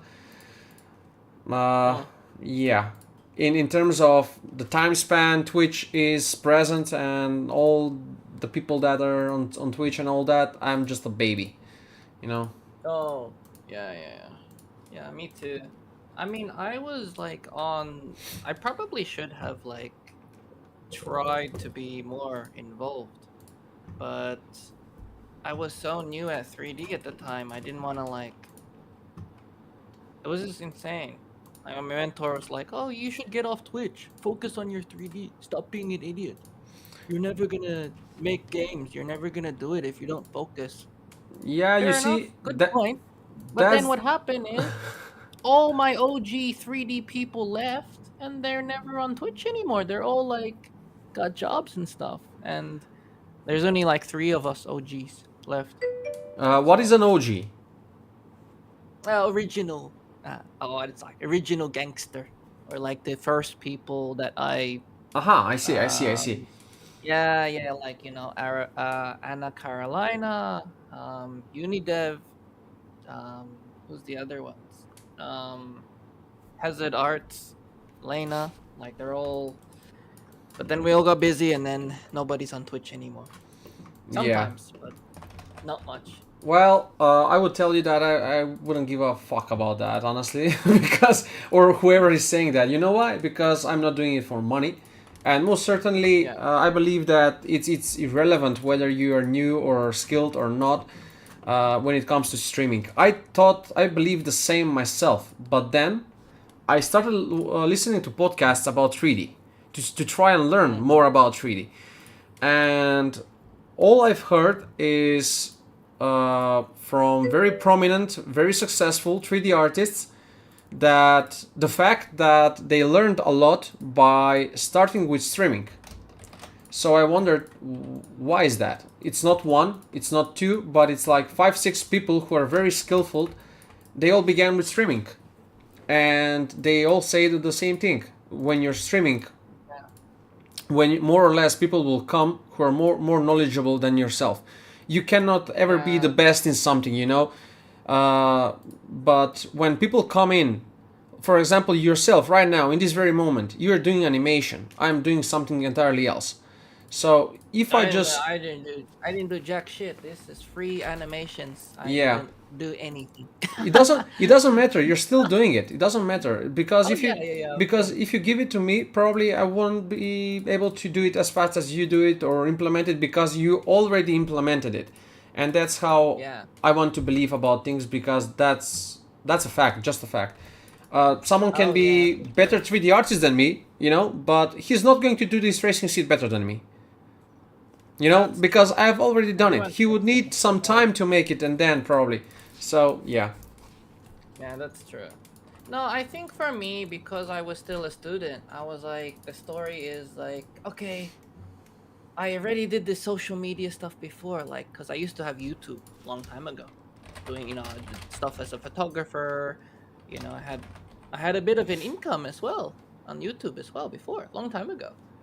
And I said, oh, this will be easy. I'll do the streaming.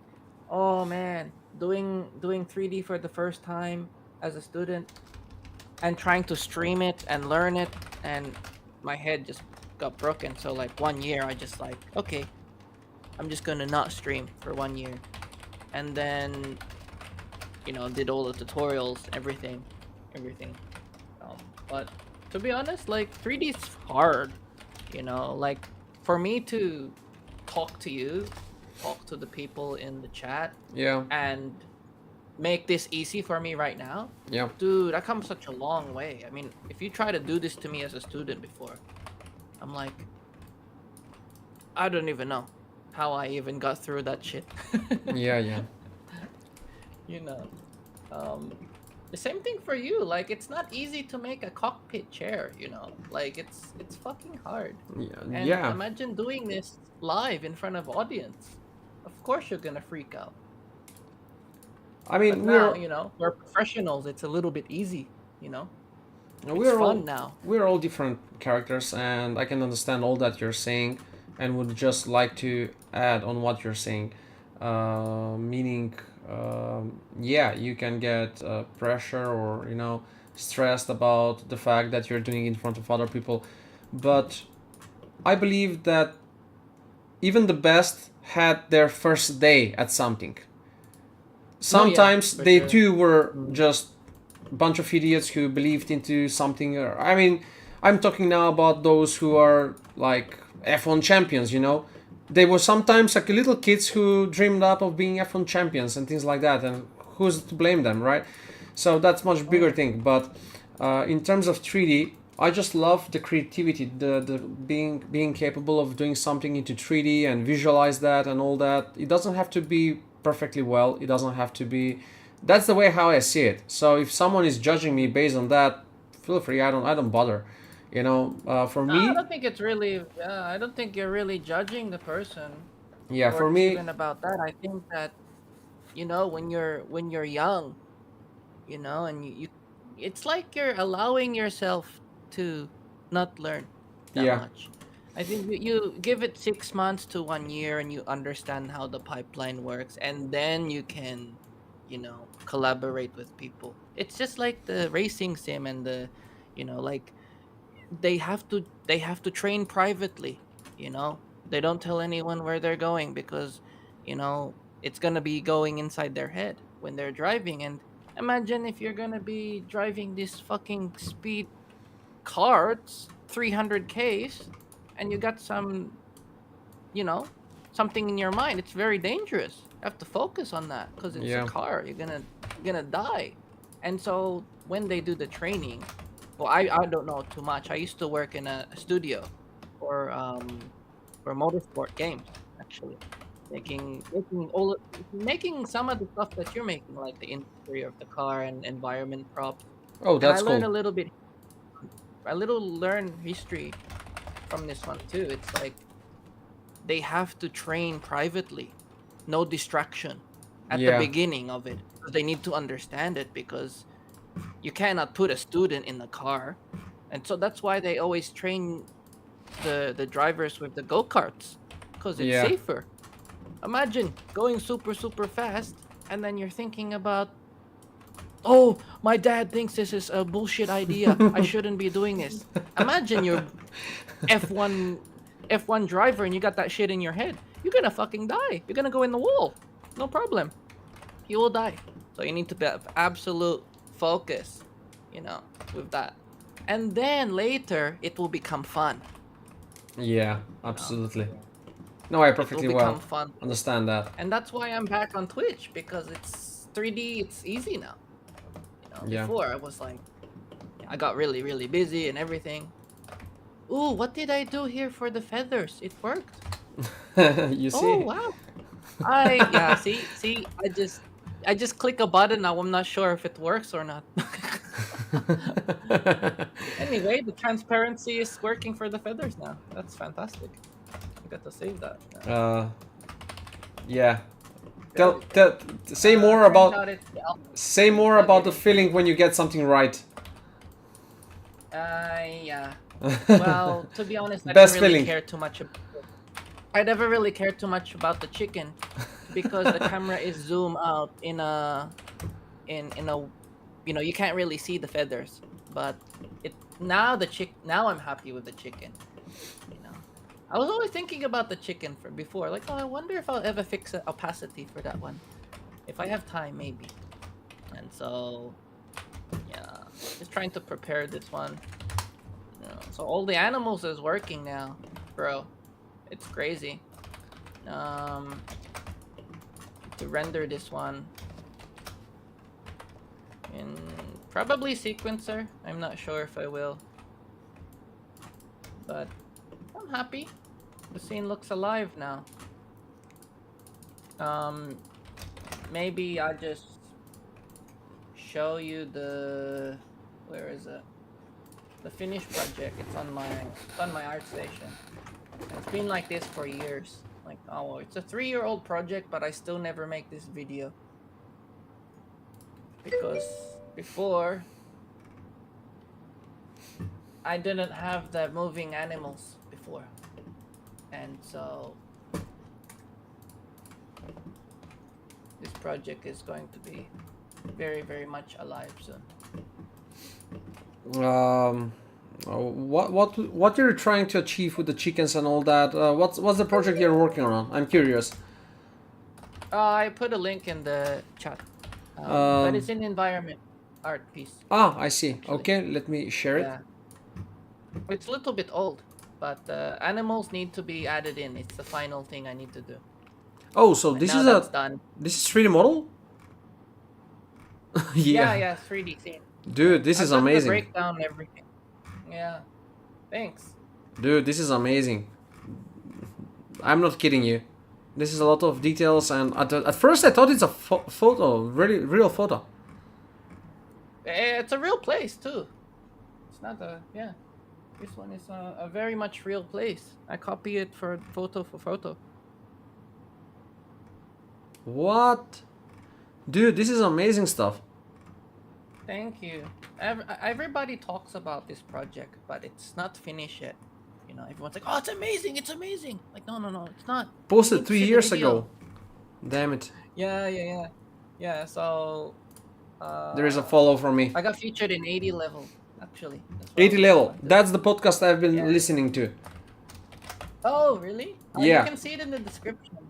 Maybe if you go to my portfolio, you'll see it. There's an article there too. I will definitely check it out later on. Maybe, is there by any chance you have been on their podcast? Oh no, No. actually, you know what? You know what? There was actually plans. Oh, thank you for the follow. There was actually plans as well. The plan was to get me on to talk about it, right? Yeah. Um, Let me follow you and back. then that didn't happen because oh, thank you for my follows. And then oh, so thank you for that my never follows. happened because and then so that never Krill, happened because the CEO, Krill, or I don't know what happened. Yeah. right? The CEO, no idea, or I don't know what happened. He either got laid off or he just quit. Maybe I'm not sure what happened. But then Yeah. he ended up working for Noman, and obviously things is a little bit different now. But I was talking to him directly. He's like, we have to get you on the show soon, and let you talk about your experience. And I still never talk about the project. It's old now, old news. No one cares about this anymore. It's not relevant anymore. I see. But- Yeah, the idea was to do, a feature where I'm gonna talk about the project, talk about the story behind all of this one. And then obviously the industry is a fucking pain in the ass, and Yeah. everyone Lately, wants to focus on that. And then my story never got told. That's what happened. yeah. Well, that's like I've said. The podcast I've been listening to. I'm listening a lot of F1 podcasts. I love F1. I'm very passionate, and as you can see from the camera in the shirt I'm wearing, as you can judge. So I was like, why I'm spending all this time on listening to F1 and all details, like I'm supposedly the latest chief that's going to come in some racing team. I'm having no benefit of it. Yeah, right. Let's try to learn something more about 3D artists. Is there a podcast about 3D artists? And sure enough, I found 80 level. And that's why I touched previously on that and what you said. I mean, you're all right about that, but it shouldn't be that only the best should be doing this or that. Who's to say? You can be a beginner and you can get to learn a lot by doing Well, streaming. yeah, that's what I don't Yeah. know. Like And- nowadays it's a little bit different. You cannot just, because I've worked with studios before. I'm mentoring students also, and what I can tell you is that if you're a student and your work almost looks like associate, they will feature it. But they're not going to feature this broken texture, broken this. They will not do it. And when I was at school, and my mentor was like, "Oh, you have to go and you need to work hard. Go, do it, so you can, get there to make an article. I want to know one day that you're gonna be on the article on the news." And I work hard and whatever, and that's what happened. Yeah. So that's a determination. If you don't do it, it's not gonna happen. And you know what? This would never have happened if you don't tell your story properly. And so the meaning behind the project is really come from the pandemic. I Yeah. wasn't allowed to travel. So my wife said to me, I said, I really miss going to the Philippines. I really want to go back to that place. And then, the lockdown finished. And then I said, okay, let's go overseas now. Everything's open up. Let's go. And then she said, no. She said, no, we're not going, blah, blah, blah. And then obviously we ended up going eventually. But at the time when she said no, I got really angry. I said, you know what? I'm going to go anyway. The hell with you. And so as an artist, you make the project, you go. You go to the place by making the project. And so that's what I did. I did that one for 21 days. And the project got finished. And then I messaged Krill, and then he's like, yeah, let's post it in the article. Let's go. I said, oh, okay. So he likes it. Coril, And it's the guy from 80 level, I figure. Yeah. But he doesn't work there anymore. But we still keep in contact, but there's nothing he can really do. Yeah. And so, yeah. Interesting. I mean, yeah, it is. It's good.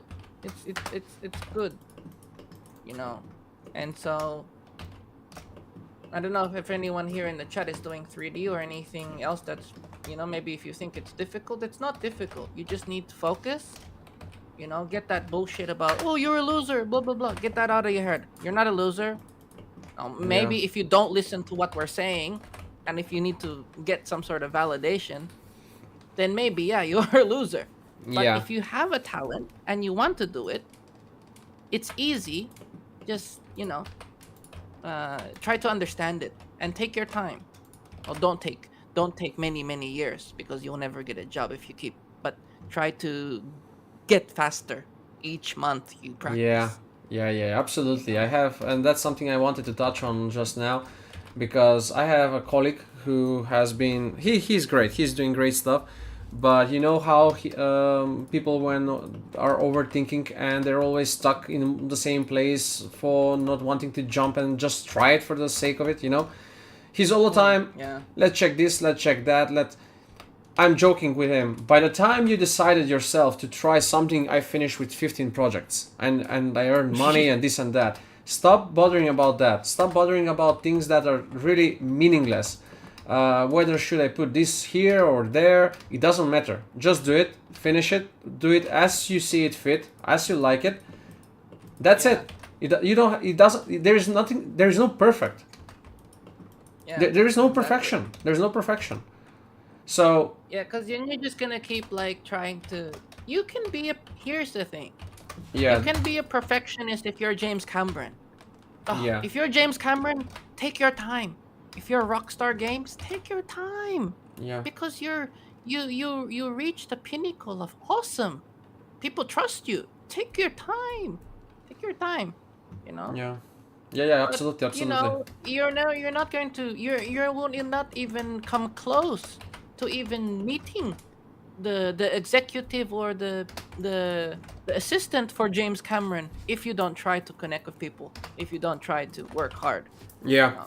And, And then that's- maybe one day, if your shit is so fucking cool, James Cameron say, "Hey man, you want to catch up for coffee?" Oh, there you go, mission accomplished. And then now you're doing 3D for James Cameron. yeah. Bloody amazing. Hey, we want you to work on Titanic 3D. You interested in doing that? Boom! Titanic VR experience, the game. I think that's pretty cool. So, you never know what's gonna happen when you know, just work hard and have that determination. You know, because at the end of the day, you know, this is hard work. It's hard. It's also very competitive too. And so can be very difficult if you don't try. Maybe you should try to do something, and then if it doesn't work for you and you don't like it, do something else so you don't waste your time. Because otherwise you're just going to frustrate yourself. That's it, Yeah. you know? That's it. There's no easy way to say it. 3D is hard. And you will die if you don't pay attention and you don't take care of yourself. Yeah, You will literally you will go into a very dark hole and you'll never come out. It's happened. Many students I've mentored, you know, have a hard time understanding this one. And then some is really good.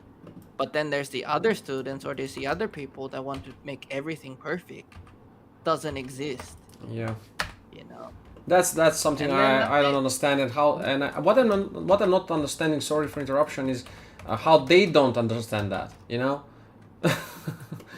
Yeah, there's a pipeline. You have to follow it. If you don't follow, you're gonna have a big problem with deadline, sprint planning, everything like that. It's going to go down, you know. I have to check my stream viewers to make sure that person I'm about to talk to is not here. Okay, good, he's not here. But anyway, I was supposed to start a store with him, a material store. And it never got planned out. Nothing happened because he just want to make everything perfect. This is now interesting. Oh, it needs to be good and blah blah blah, blah VFX, rah rah rah. We have to no. And besides, I'm more interested hiring him as a contractor not to be a part of my business model. He Yeah. wants to try to make things like that, take a slice of the pie, blah blah blah. And I got delayed with that one. And now, this Thursday, we are going to launch the shop.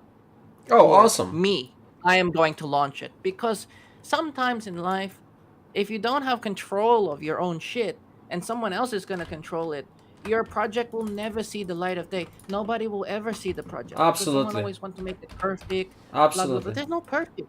There's no perfect. You know what they said in the AI? Some of the people from Microsoft got rehired because they need to fix up all of the mistake from the AI.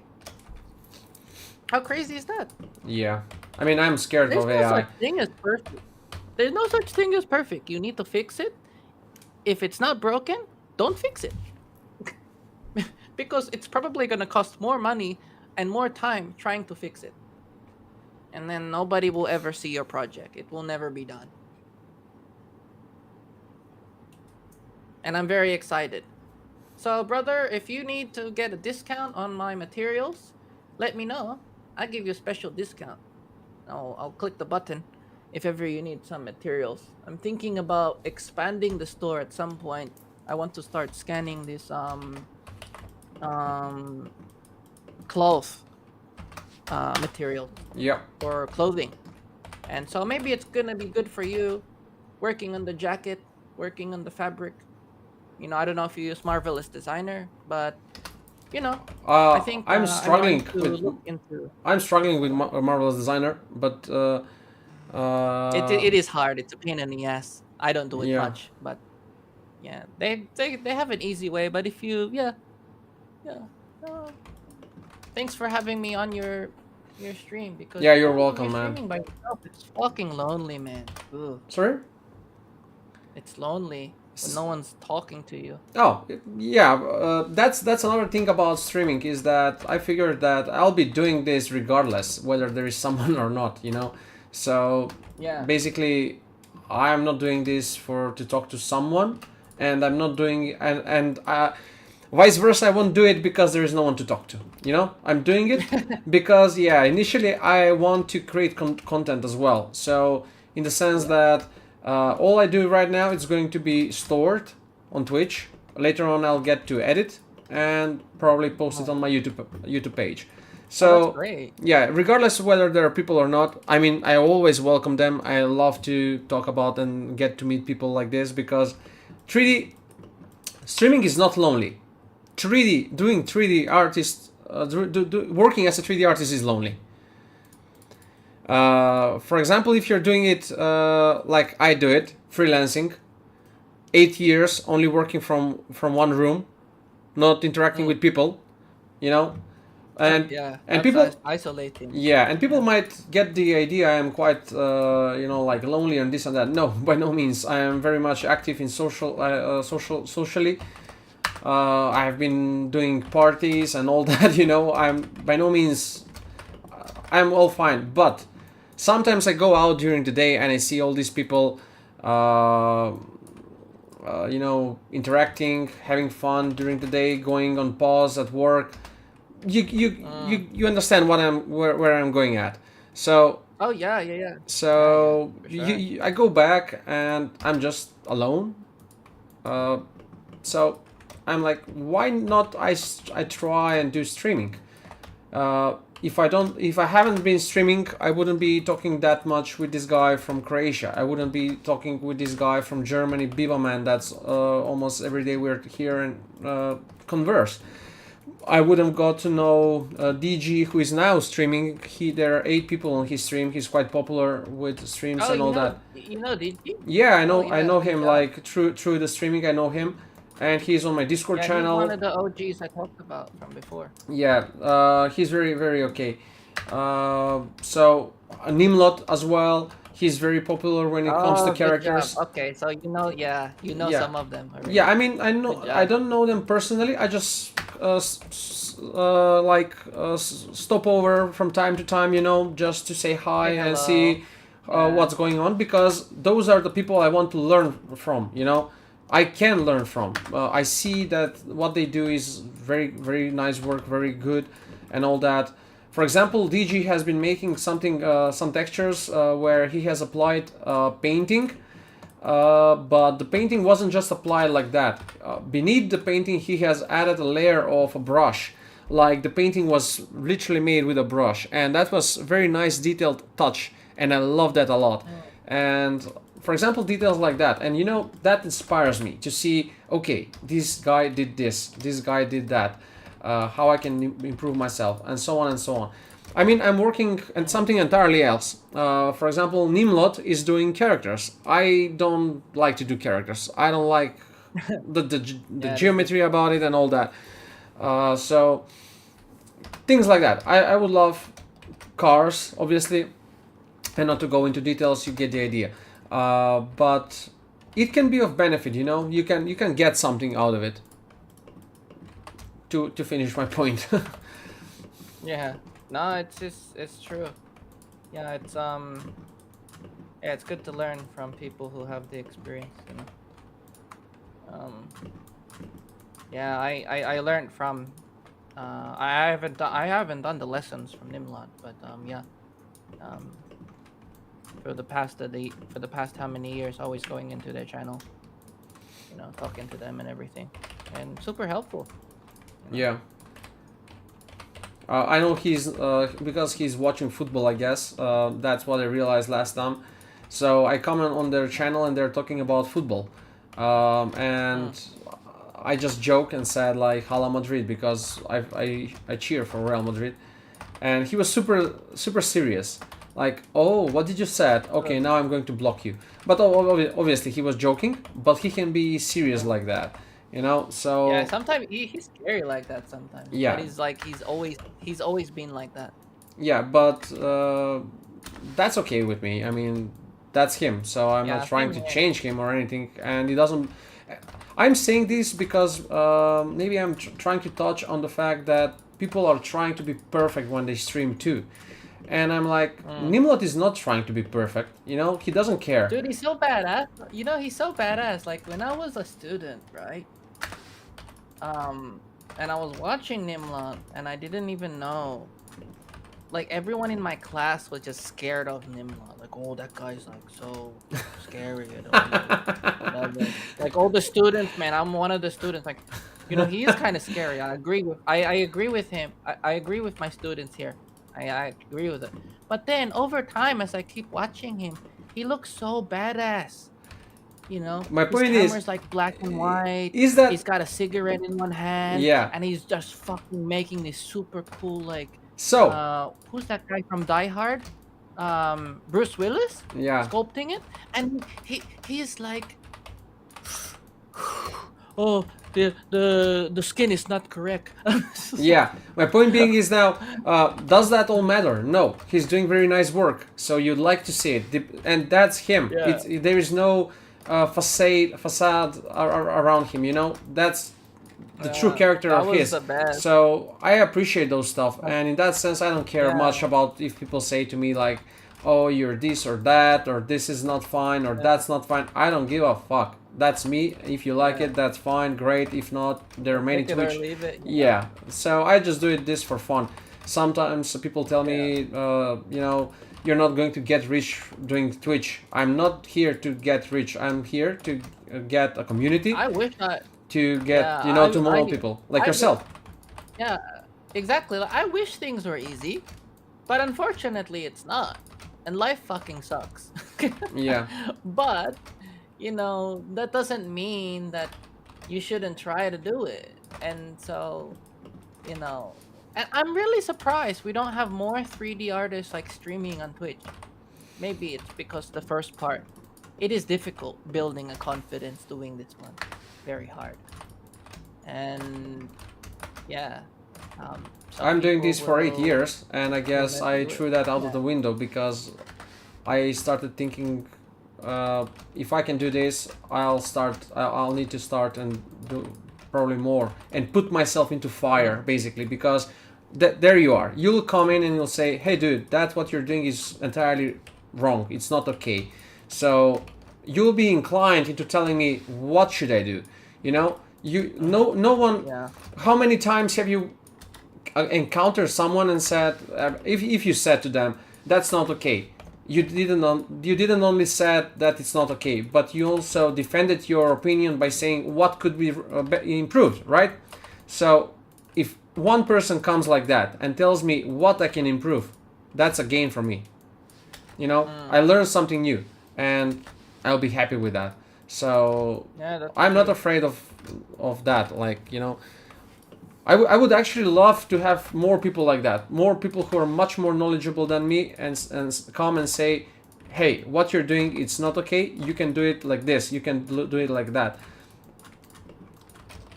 That's something I would like more than anything. Yeah. So far, I don't have any complaints about your topology. But Yeah. some of the pinching one concerns me sometimes when I see Yeah. this one in the corners. Yeah. But sometimes, you know, you can't really avoid these pinching. Sometimes, like these really like you have to be like super like clean, and it's annoying. But you know, if you have a good bake, it should be fine. Yep. You know. Some of the people, oh, I need to be perfect, perfect, you know, you will not survive in a studio if you want to be perfect. That's why they have the bug fixes. It's a patch to patch the mistakes.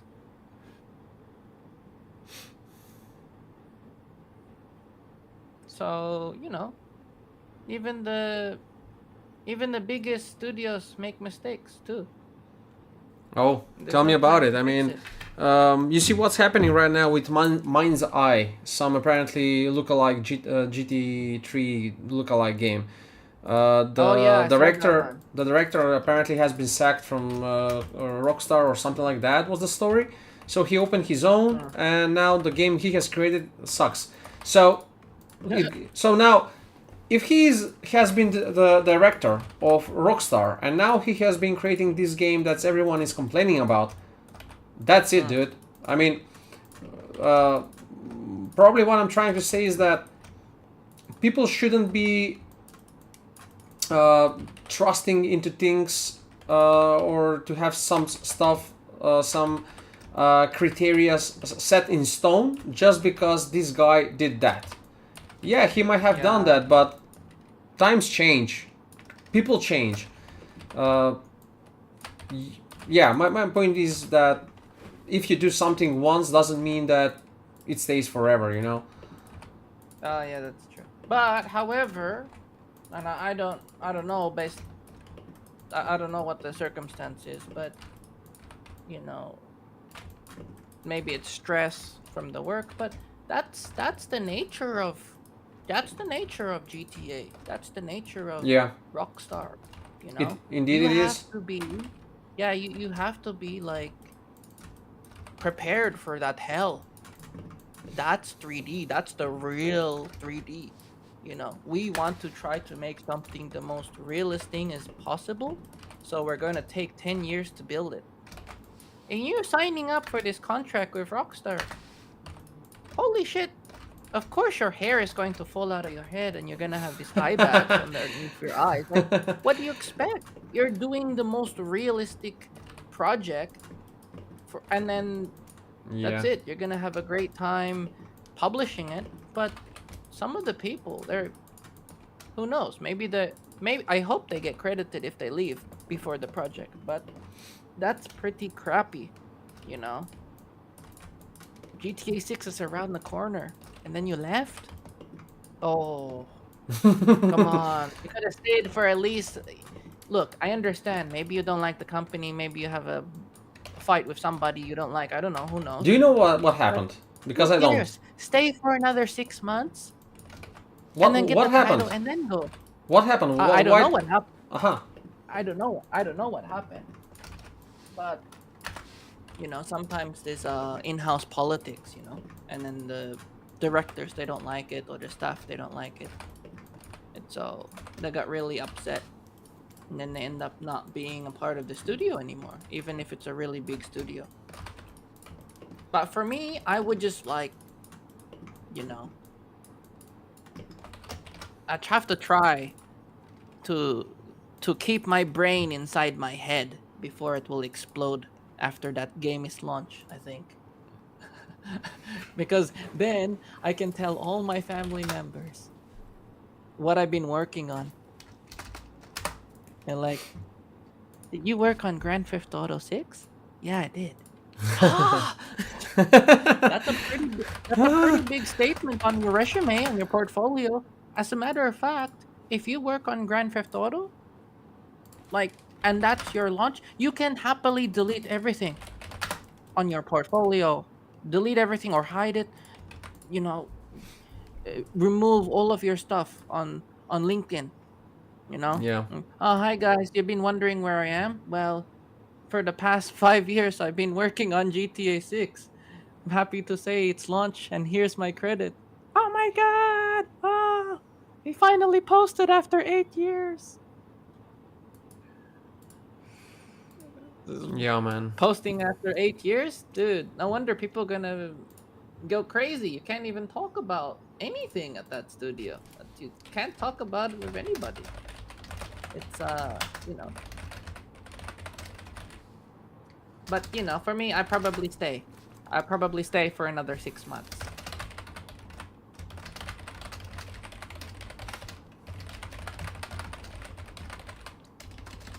Yeah, so I've already worked at 3 studios already, and it's like, oh,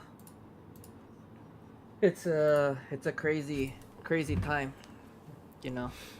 Yeah. You cannot handle this small studio, this, like, you know, I'm not gonna call which one's small. You know, like, for example, like Bethesda, Ubisoft, all of the, you know, they're big boys. But doesn't compare to Rockstar. Oh, it doesn't. If you want hell, Yeah. you need to go there. That's where you're gonna go, and you need to be prepared for that one. And they really only hire the best.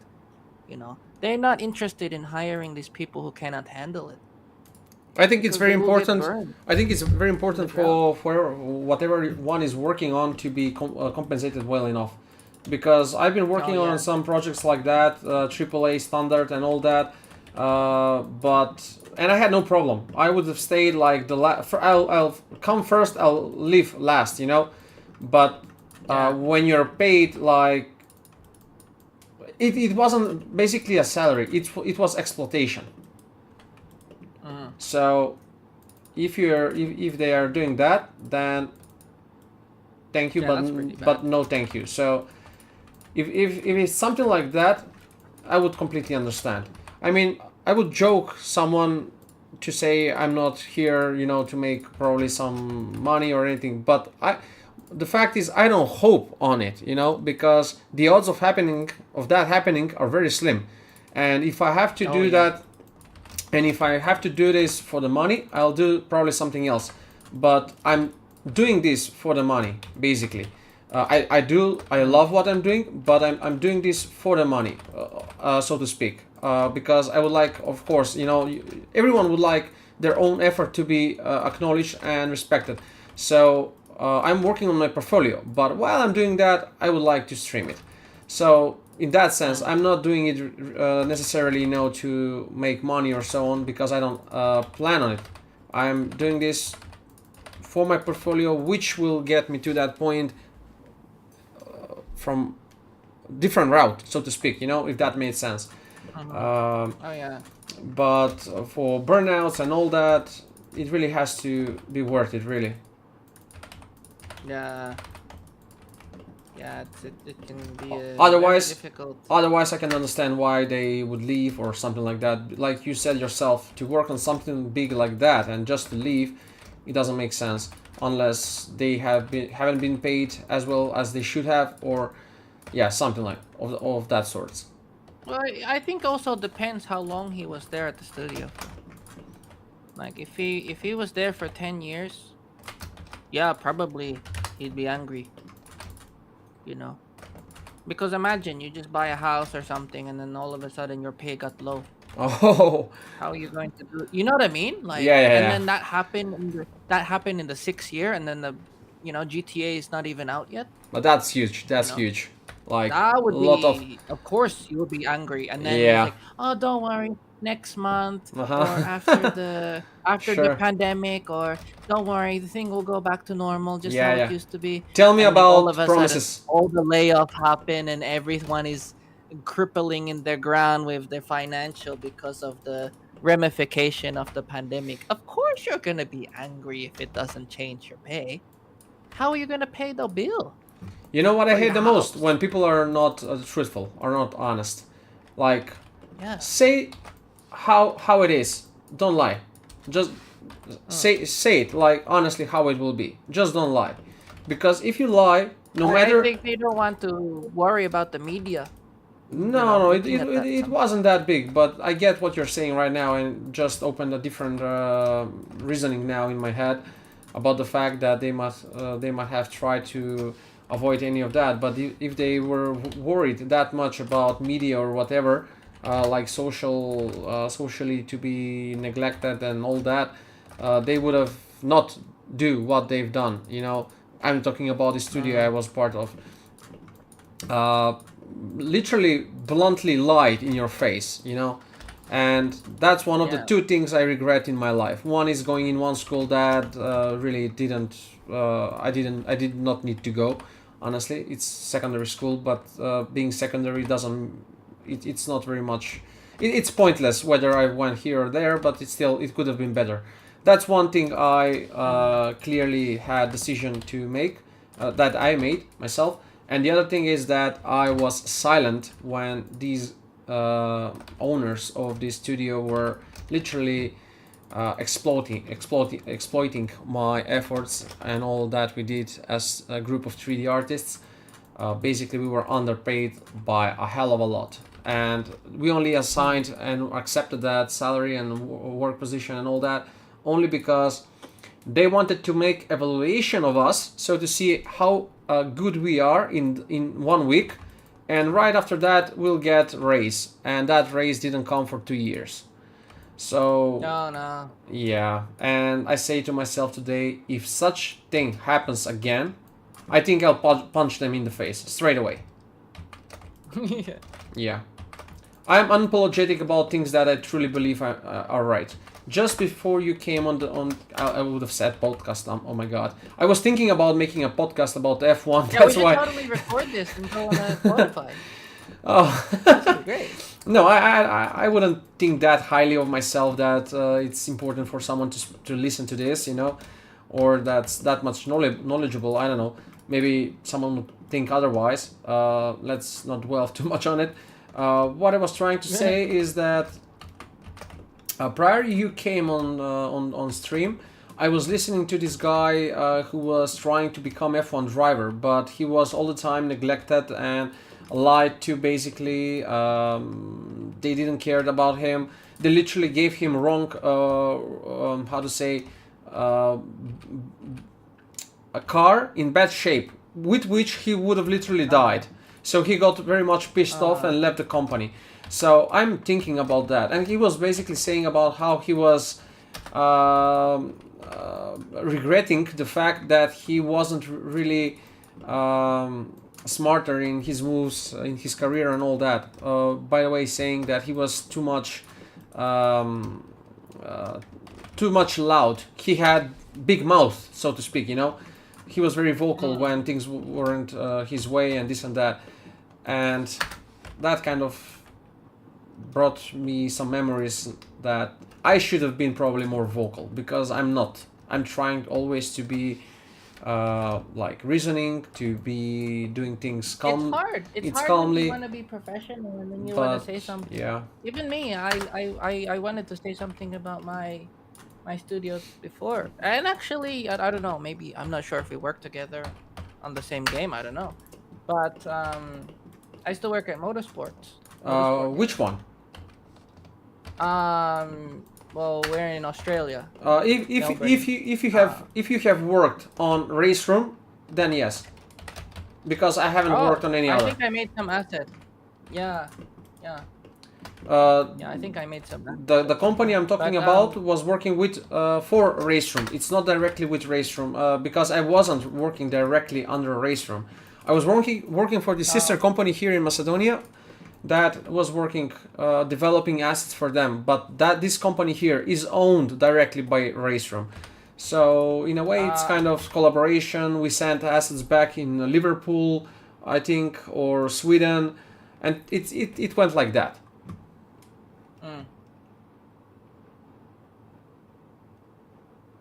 Yeah, we worked with Europe a lot too. With whom? I worked in the team in Europe, UK and Spain and everything, and we have a big team. And then our team is in Australia. It's small. It's like 20, like maybe 15 of us, I think. Right now? So yeah. Oh no. The Back company then. in Australia. Because if there is a work, Yeah. I'll be interested in it. Yeah.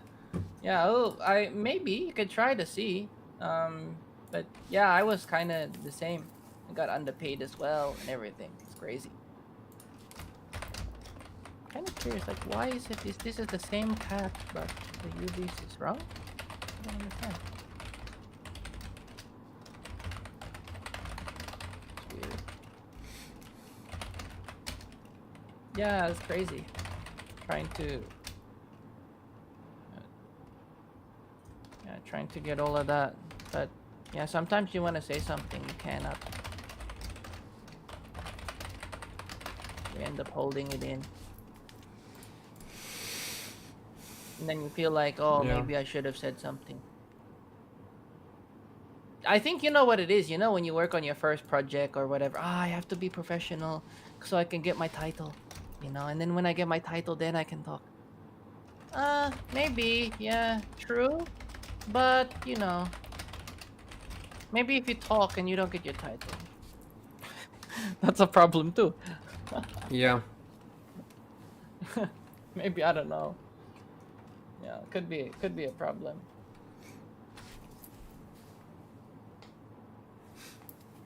Tell you what else is the problem, this texture not going on the cat properly. Why? What's going on with this cat? Is this the right cat or no? Maybe UV said it's Having said all this that we discussed prior, that's why I'm doing freelancing, because it gives me the opportunity to work with clients abroad. And with clients abroad, I don't know how to say it, it's just beautiful. I mean, I give the price, they're okay with it, they would pay it, I would do it, they would be happy, and merry-go-around, you know. That's how I operate for the past 8 years. So much so that I didn't want to lose this position. I worked 2 jobs simultaneously. I would work in the studio, and whenever I could, I would work on projects myself for my own for these clients freelancing. So to keep my reputation. And today I'm one of the Upwork's top-rated plus freelancers. That's one of the. I am basically into the 0.03% of all artists, all freelancers on Upwork. So that's a pretty small number, you know, and I'm proud to say that, you know. But even lately with all this AI, there are still jobs, but the people are now more knowledgeable about it because AI is more it's more available than 3D would be for common people. Like, I mean, we are common people. What I meant is that we do 3D. They when you talk about 3D to a friend of yours, they will be clueless, right? It's the same like someone would talk to me like programming, coding. I know some stuff, but to me, all of that is pretty much alien. You know, I would, I don't know, bash my head around the wall to try to understand it. It's my point. So now with AI, everyone get a glimpse of how 3D works. They would put a picture, they would get a 3D model, and they do that, and they think that they can have hyper-realistic Donald Trump made within a day. You know, You still have to re-upload it. yeah, so yeah, but they don't. That's what I'm trying to say. So they know this, but they wouldn't know about topology. And when you try to explain now that, they think you want to scheme them.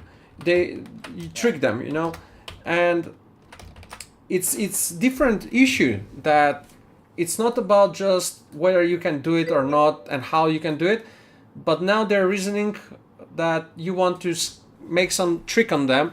So even before you began negotiating about anything, they are reluctant to work with you because they have some knowledge, but far from the knowledge they need in order to do it. And they're now reluctant to work with you because of this, and you're losing clients. So, Yeah. I mean, there are some people, it's just hilarious. Just 2 weeks ago, I had a client from Germany, potential client from Germany, some kid. He wanted to make a whole movie of 15 minutes with a budget of 1,000 euros. And he wanted to, yeah, wanted to have, I don't know which cars and 4 characters fighting this and that, climbing, stepping out from a plane landing in the background. And I'm like, wait a second, do you have like the budget for this? And he goes, yeah, I have 1,000 euros. 1,000 euros? I wouldn't turn on the PC for this work for 1,000 euros. And he's like, but yeah, you know, with AI, yeah, screw that. AI, forget about that. That's not working. Good luck. Good luck. Good luck. So that's that. Crazy. Crazy people wanna just cheap out. There's no, I don't know. I can Yeah. talk about this all day, every day, Yeah. but it's at the end of the day. It's like, pointless. No, it's not pointless. It's just people think, because they watch the movie, right? You know, Yeah. you watch like, we go back to James Cameron. Of course, it's gonna look like. Of course, it's gonna look like it's easy, because you're James Cameron, right? Of course, it looks easy. So then, when he makes a film and then he talks about AI or he talks about some robot shit or whatever the fuck. Oh wow, it's easy to make a project. People get convinced because he's James Cameron. I believe him. That's the future. And then when they try the AI, it doesn't work. Yeah. It doesn't work. And so we're not there yet. You know, like Yeah.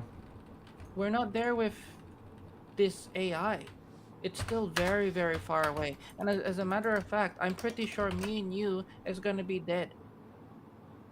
Our kids will also die before this AI became more scary.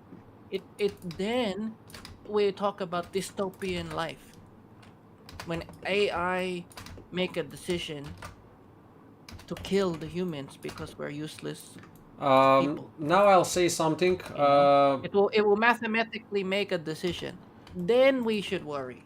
Now I will say something that AI is very, I got to read, to know basically from a podcast I've been listening with this guy who developed AI. He's old man right now, and he has said some scary stuff. Scary stuff. Yeah, I listened to that too. He said that within 10 years, probably everything will be taken over by AI, and for so long we've been taking pride into the fact that human beings can have this conscious, and that the robots doesn't have this stuff and fear, blah blah blah. And I mean, I'm just now quoting and repeating what he has said. So he goes on this podcast, and for the listeners that are on the stream right now that haven't heard that, obviously you know it. He says,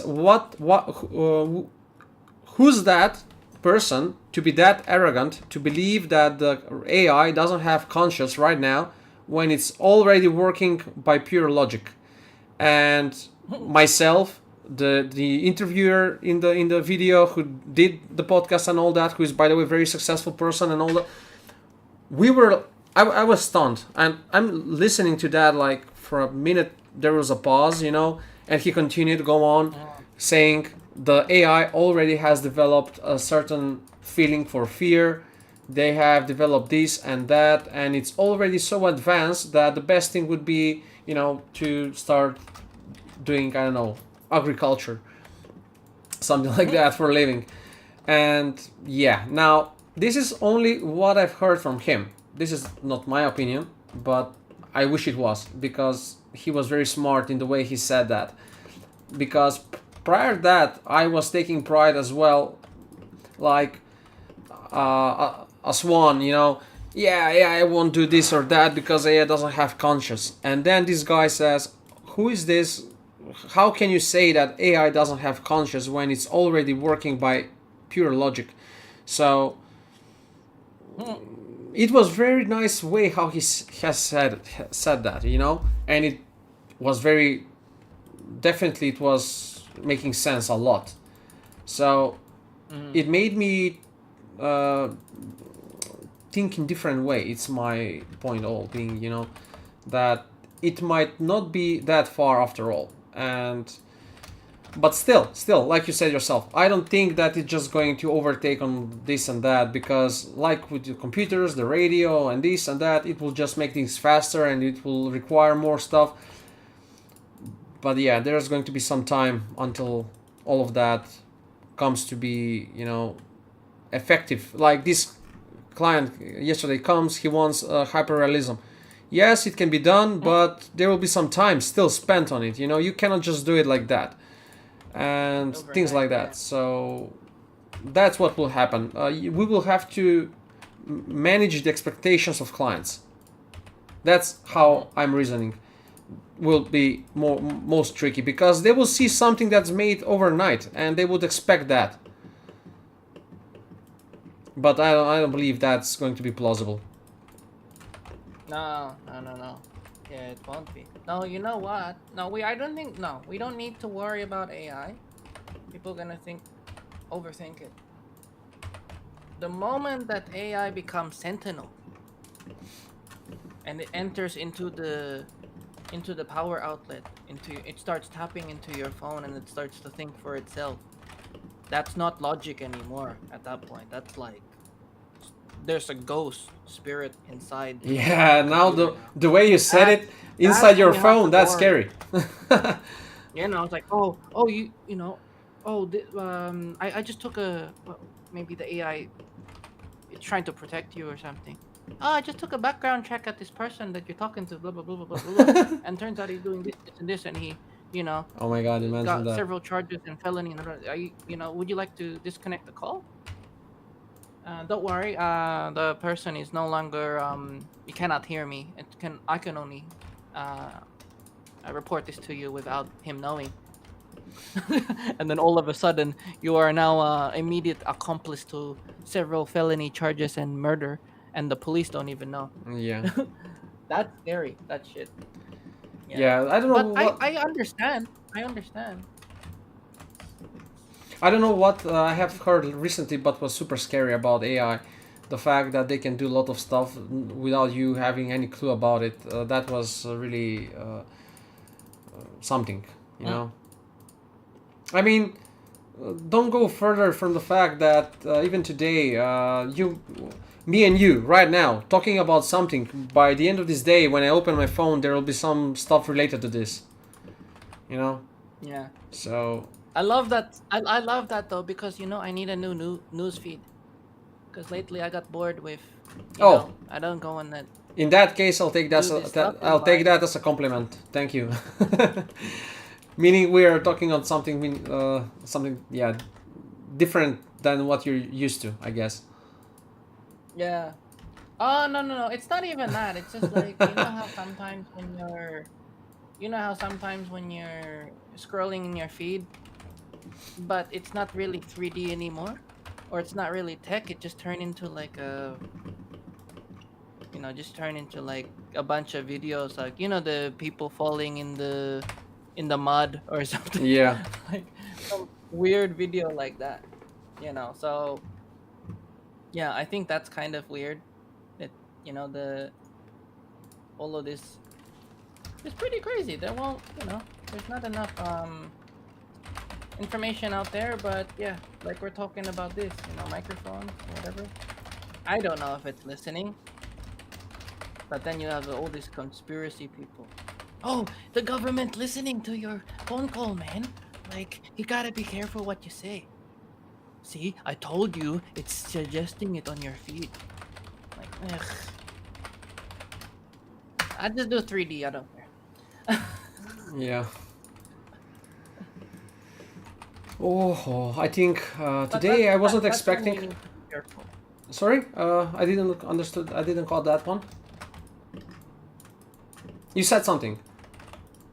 Oh no, I was just gonna say, you know, that's when we need to be careful. Oh, yeah. You know, when AI starts to really like, you know, systematically, mathematically making decisions based on math, right? That would be very scary because you know Yeah. people are very, they don't know how to drive in the road, for example. Oh, don't talk to me Imagine. about it. Imagine the frustration. AI starts to go into the cars and then starts to make everything perfect Oh, well, I'll without hate the that. driver consent. I'll hate that. I'm the first guy Imagine to how say I'll angry hate they are that. gonna be. You know, but The- but it's kind of true. Like, oh, I need to fit more on the road because we have more cars, so we need to avoid traffic, and this is the way we need to do it. Here, let me take over. We must not allow such And then things all to of a happen sudden, the because driver. I love racing so much, so I wouldn't like. I have a friend who is taking so much pride into the possibility of buying a car that can be driven by itself, and I cannot understand that. I just can't. I just can't. Probably it's because, and I'll touch on that right now. It's because now I'm going to go into a sphere subject of more like traffics and accidents and these things. So here in our country, in Macedonia, in Skopje, we have truly magnificent idiots who doesn't know how really to drive, and we don't have neither strict policing or anything like that that would hold with the laws and this and that. So you can imagine the chaos that can ensue. But knowing all of that, whenever I'm crossing a street, regardless what kind of light is shown on the traffic light, whether it's red or green, first and foremost, before I make a step, I'm watching to the road itself. Is there a flying car coming my way? If it's green, yeah. I'm looking still and passing. What I see at many people that they do, even very close friends of mine who are like, I would say, very smart people. And this is not just that they do it automatically, it's just how they are brought up. They see green light, they step on the road. I mean, I cannot understand how I can put myself myself in danger like that, not seeing, validating whether there is a car or not. Why I'm saying this is because in the same way I wouldn't trust a robot to drive me. I would like to have the control of my own. No. You know why you think like that? That's my point exactly. Yeah, I know. That's why I said it. You're thinking like that one because we have not been there yet. Once AI convinces you it's safe, then you'll be like, you know what? I don't want to drive today. But right now, you're extremely passionate because you know how to do it. But when it will become super accurate, then you can say, Yeah. now I cannot. Now I can drive at 700 kilometers and not touch the wheel. I want to feel that one. I want to see what that's like in Yeah. a straight line. I And get it what will you're get it saying. You're completely entirely right. perfect, drive super fast and avoid every single obstacle and collision on the road, even the smallest little pebble, so it will not damage your $5,000 windshield. But Yeah. we're not there yet, and that's why people complaining. They're complaining because they're scared of the change. You know, when Elvis Presley, he's shaking his hips for the first time. People Oh. think, oh, he's the devil. Diablo. Like, everyone Yeah. got scared because Yeah. the new dance move is like something nobody knows how to, Yeah, comprehend that. that was Or super funny. When dancing is first invented, people got scared. They don't know. Oh, this is a magical witchcraft. They don't Magical know witchcraft. what dancing is. They have no idea what. And now everybody dancing in the club. So you just have to allow a time, to adapt. And right now, AI, it's not Terminator. It's not James Cameron Terminator. No. And we're gonna be No, dead. what We will you're be saying, dead before all of this will happen. yeah, what you're saying, it resonates very strongly, and you have a very nice way of how to say, breaking down all of that, and I yeah, try to because I watch movies and I understand. I use the Chat GPT all the time for my workflow, it's and really all a I can pleasure to say talk with you. sometimes. Yeah. Oh, thank you. Thank Yeah, you. I Yeah. truly mean I it. I I like to find like-minded people like yourself who actually really want to, you know more about the tech. Oh, absolutely. I mean, I love it. It's the best for me, and I cannot wait. I cannot wait, brother, until the world crashes into the ground. Just imagine how cool that will be. Every person that you don't like has now have a sentinel robot attacking them in their sleep because they said, "Oh, you were disrespectful to Calvin, or you were disrespectful to, Bob or something." We have to systematically let you go, and then all of the they just kill all of the really bad people in the world, all the terrorists, all of the corrupt people, and then we'll say, "And now we need to rebuild the world for peace." And then everyone start going in the diet, everyone going in the diet, they stop smoking, they stop doing drugs. It's going to be a very scary, safe place to live in because AI is watching your behavior. It's sentinel now, so you better be careful the next time you eat that hamburger Oh my god, man. because you could be dead tonight. I have a friend who loves playing Dungeons and Dragons, and he has his way on making stories and writing stuff. I think you are close to him in that sense. Mm. This can be used as some of that, like, and there has been several movies like that, I guess, already actually, with Sentinels and things like that. But you know what?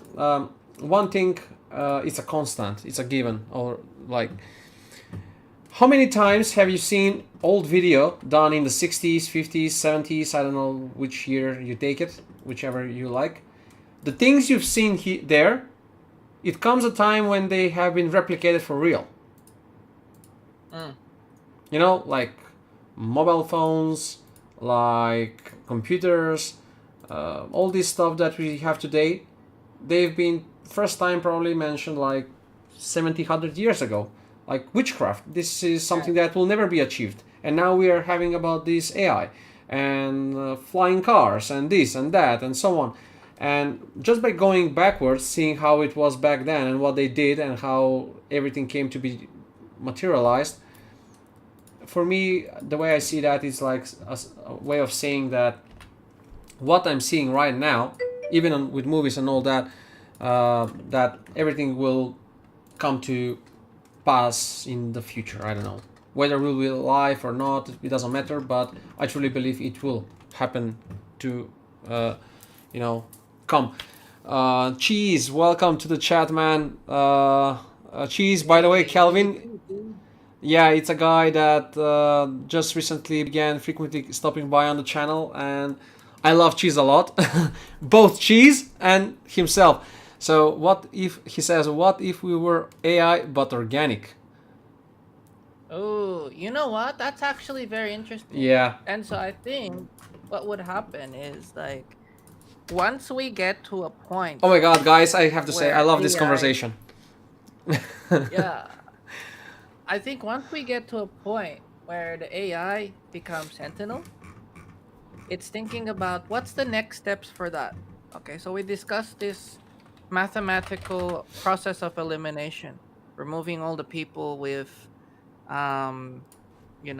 obese bad habits, drug habit, all of these bad people, they gotta go. Mathematically, waste of space. Dangerous person, waste of space. Waste of space. So the AI wants to mathematically, just like in the data center or data blocks, when you working in sectors to recover your hard disk space, that you got a corrupt project, you need to recover it. Try to find all of the bad sectors, the one that's causing the hard drive to die. That's what AI is going to do. It's going to systematically look at all of these blocks and remove every single bad sector it can find until it's 100% defragmented. It will become defragmented and then working again. Thank you, Cheese. And Thank you a then- lot. The Cheese mentioned, what happens if we become organic? Well, they already have this experiment with Elon Musk and then putting the chip in your brain, but nothing is going to really magically happen. like What they happened with wanted to, that? Cheese? Kelvin, If, I know they did, but AI is not Sentinel. what happened Oh with no, that? no, the successful operation. He can control and move and do gaming and with his Seriously. mind, bro. It's fucking crazy. So, Yeah. let's- But that's not organic though. That's not organic. It still has a human element to it. There's still a manual labor to it, that one. He's still using his mind, you know. I think the organic part will come with I don't know the word sentinelity. I don't know how to pronounce that word. Sentinelity. Where Sentinel. when the AI does start tapping in and it does have a mind of its own and is no longer part of the human element, it's no longer part. It's its own entity. Then you can go up to an AI computer or you can touch an AI robot in the street, hold its hand, and then transfer some data into yourself with the chip. Oh yeah, this is it. Yeah, it gets deeper than that too, right? It's not just about me watching movies. It would go into the chip, and then you could say, I've always really wanted to make this project, but I could never do it. Can we do this? Yeah, absolutely. What would you like to do? And the AI starts to talk to you while you are envisioning this invisible thing, right? And then once it systematically goes through these chunks of, okay, does this person fit the category? Is he an artist? Something like that. Let's try to make this thing for you. And so now you're kind of like that guy who's on the computer controlling the mouse, but only this time the AI is now controlling the mouse. You're creating the idea. You're controlling so you reclaim your brain back in a way. And now the AI is actually doing the project for you. This is the part where you got to be careful. We go, what's going to happen when we become organic? Good point. Absolute fucking chaos. No jobs for anybody, because everybody at that point will become complacent. They will have all these ideas and visions in their mind. It will be 1 week. You can start a Hollywood picture film company like just for 3 people. It's fucking crazy. Nobody will look at this. People will look at what we're doing right now and history will repeat itself, and they'll say, oh my god, I cannot believe these guys are talking about this. It's so slow, this process about Yeah. UV mapping and everything. Like imagine if Yeah. I could say if I had an organic brain with the AI element to it and sentinelity to it, I go, hey AI, scour all of my FBX files that's living on the 64 terabyte server and UV map them and retopo them, everything, even all of the schoolwork. I want all of that done. Yeah. All of the student work, everything done. And I want them to be ready in an Unreal Engine scene right now and then have it all ready for my Substance workflow. See? Game dev is not so easy after all. What I just said? Absolute fucking dream. I would love that so much. Not really because I want to be complacent, but I worked really hard. And so is yourself. When you work hard, you kind of get lazy. You kind of want to go to sleep. Yeah, I get your point 100%. Yeah, you're But, absolutely right about that. That future that I just told you, Cheese, That's the organic part. We are very, very far away from that reality. Very far. So let's keep finding textures manually because AI will not help me do this one by myself. So let's keep finding textures. This was a nice touch in the end. Yeah. Oh my god. Yeah. Because at the end of the day, I mean, I could even say, "Hey, ChatGPT, make me a seamless texture," but I still Yeah. have to fix it up. I want it perfect. Everything needs to be, but like even my wife or anybody else, there's no such thing as a perfect job. There's no such thing as a perfect world. There's no such thing. One day there will be, but we will not be around to witness it. I think we will be long gone, and then maybe, just maybe, aliens will visit this planet because all the stupid people are gone. Ooh, Yeah. no more terrorism, no more explosion. I think we can go back and visit. It's been like 50 million years. maybe we can see what's up. Maybe there's some news now. Yeah. And then all of a sudden you see the Earth. It's like super crazy skyscraper. Everything is like super advanced. Then the aliens are gonna come back, and then they will introduce another wave of AI and technology. Good. I'm happy. I'm happy they made AI, and the AI also killed the people who are bad. Even if the bad people made the AI Yeah. AI systematically did a process of elimination. Good times. Yeah, yeah, absolutely. I mean, yeah, what to say? God knows what it will be. I'm not much of a religious person, so to speak. So, what you touched on, the aliens and all that, how it's going lately with all that. Yeah, I No, mean, they stopped visiting, bro. stopped I believe visiting. I believe Nope. very soon they'll be reveal something that will shake everything, and yeah, I believe why they don't do it yet is because of all these religion views that people have, and how radical some can be about that. Oh yeah, for sure. They are extremely frightened about this idea. I keep using one material here and it doesn't work. Let's step away from it and try something else. Okay. Yeah, I had crazy shit. had some unplanned carbon material off the racing seat itself. Had to fix it. Now working on the leverage systems on the sides. Once I get that done, I get back to the cloth of the... No! Don't... Okay. Please don't crash. Oh, I already have Unreal and Substance already crashing. Okay, it's loading, but... Yeah, for a second I believe Hey, it Google. crashed. Hey Google, turn off the heater. Oh my god, what's this? See? See? You think this Hey Google is... Wait, you just wait. Sentinelity and AI, it knows when the temperature is too hot. And then it will do it by itself, so you never ever have to think about it. See what I just said just then? Still manual process. Talking to the Google Assistant to turn off the heater. It's still manual. You're still doing it. Yeah. When the AI become aware of the environment, oh, you forgot to turn off the stove, but I did it for you. Like, holy fucking shit. Of course I don't want my house to burn down. That's crazy. When it starts to protect you, starts to do good. Cheese, do I need better internet?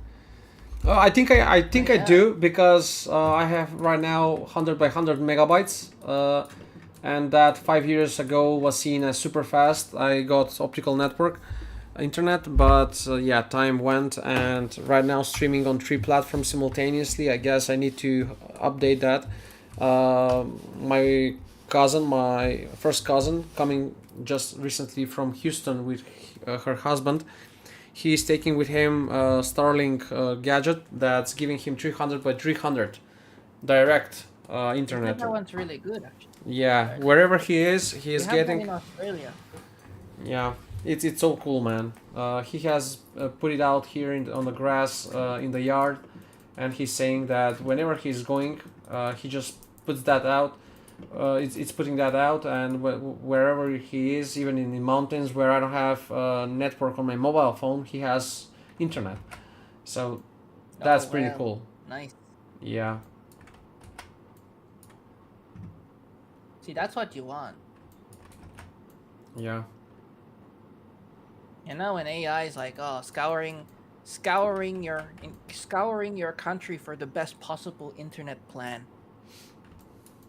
I found this for this one, and this one is the most cheapest for what you want. Would you like me to subscribe to this? And then you have to like think about it. You're like, don't worry, take your time, give it a think about. Yeah, subscribe. And then it just like give it 1 moment, 30 seconds, wait. You just wait 30 seconds, and then everything restarts and reboots and everything, and then it's like, dude, I don't want to go to the telco provider. I don't want to pick up my modem. I don't want to talk to the person. I don't fucking care. All I care about is sending my 3D asset to my client. I don't want to worry about it. And so one day AI will make that shit happen. 30 seconds. You won't have to wait anymore. No more lines for you, nothing. But again, it's not Sentinel. We're still doing manual labor right now. But there's the, you know, when you're doing all of this automatic stuff, sometimes it's not really fun. You know, so that's the good part about doing the manual work sometimes.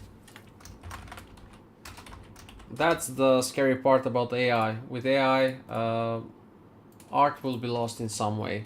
If AI can do anything, what's the purpose of sitting long hours and doing something that's going to be, you know, some painting like you have Mona Lisa, this or that, or Picasso and stuff like that.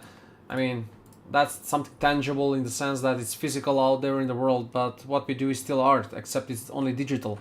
And now if something that you've needed to spend many hours to do something, and people would pull their hairs because, wow, this is amazing, well done to this artist, and now it can be done within 1 hour. Now, where does that leave us? You know, that's what I'm thinking more about. Not necessarily more, not, or only about whether AI will do it or not. Yeah, they will do it, but will I be willing to pay something knowingly that AI did? No, I'm not sure. You know, I would love to have something that's unique, something that, yeah, AI would do something that's unique too, but still, I mean, No, it's yeah. It's like where we are with it's AI, you have to pay for it. it's very tricky to Yeah. explain it. It's pretty much like validating why certain art it's worth that much millions. For example, why Mona Lisa is worth that much millions. Is it because it's the best painting? I very much doubt that. But it has history. It has story behind all of that. So that's why you pay all that money. So with AI, I don't think there will be some history about that. You'll just write a prompt and it's done. So what's the point in that? But yeah, like you said yourself, maybe we are too far from that, and we'll see how that is. It needs to be Sentinel. Once it's Sentinel, then everything you're talking about can be valid. You know, this is why when you're paying these subscription service, oh, we can generate this one for you for. That's why when you do the manual work, you know you're gonna do it faster than the prompt.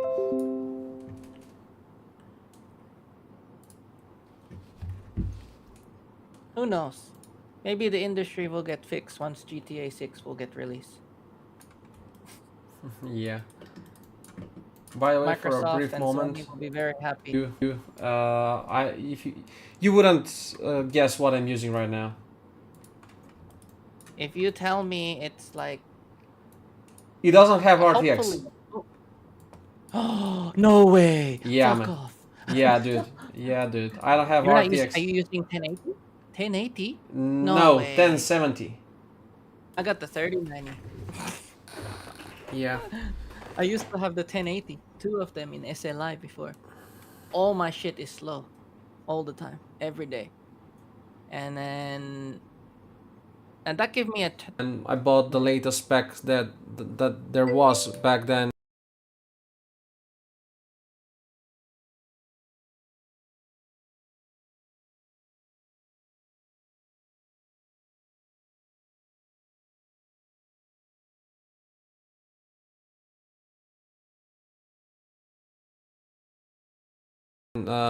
In 2020. So yeah, cheese. Yeah, I know, man. Sorry for that. Yeah, I'm changing these colors on the carbon fiber here, and the GPU cannot take it. I'll turn this off very fast and be done with it. Cheese, if you want to go to my channel and Yeah. listen, so you don't miss out, because it looks like the stream is sort of I'll close lagging and disconnecting for him. At least you can hear what we're talking about if you go to my channel. 'Cause yeah. we're talking when I'm streaming. Actually, guys, I'll have to switch off. I have to open my door. My wife is coming, and we'll prepare lunch and all that. I'm streaming for how much now? 5 hours, 6 hours. I'll call it a day. Tomorrow, same time, I'll start again, guys. So, yeah, almost closing on 5 hours. It was very much a pleasure talking to all of you. Yeah. 100%, man. It's good hanging out. Talk tomorrow again, I guess. Bye bye. All right. Peace, man. Peace, you too. Take care. Bye bye. Peace. All right, you too.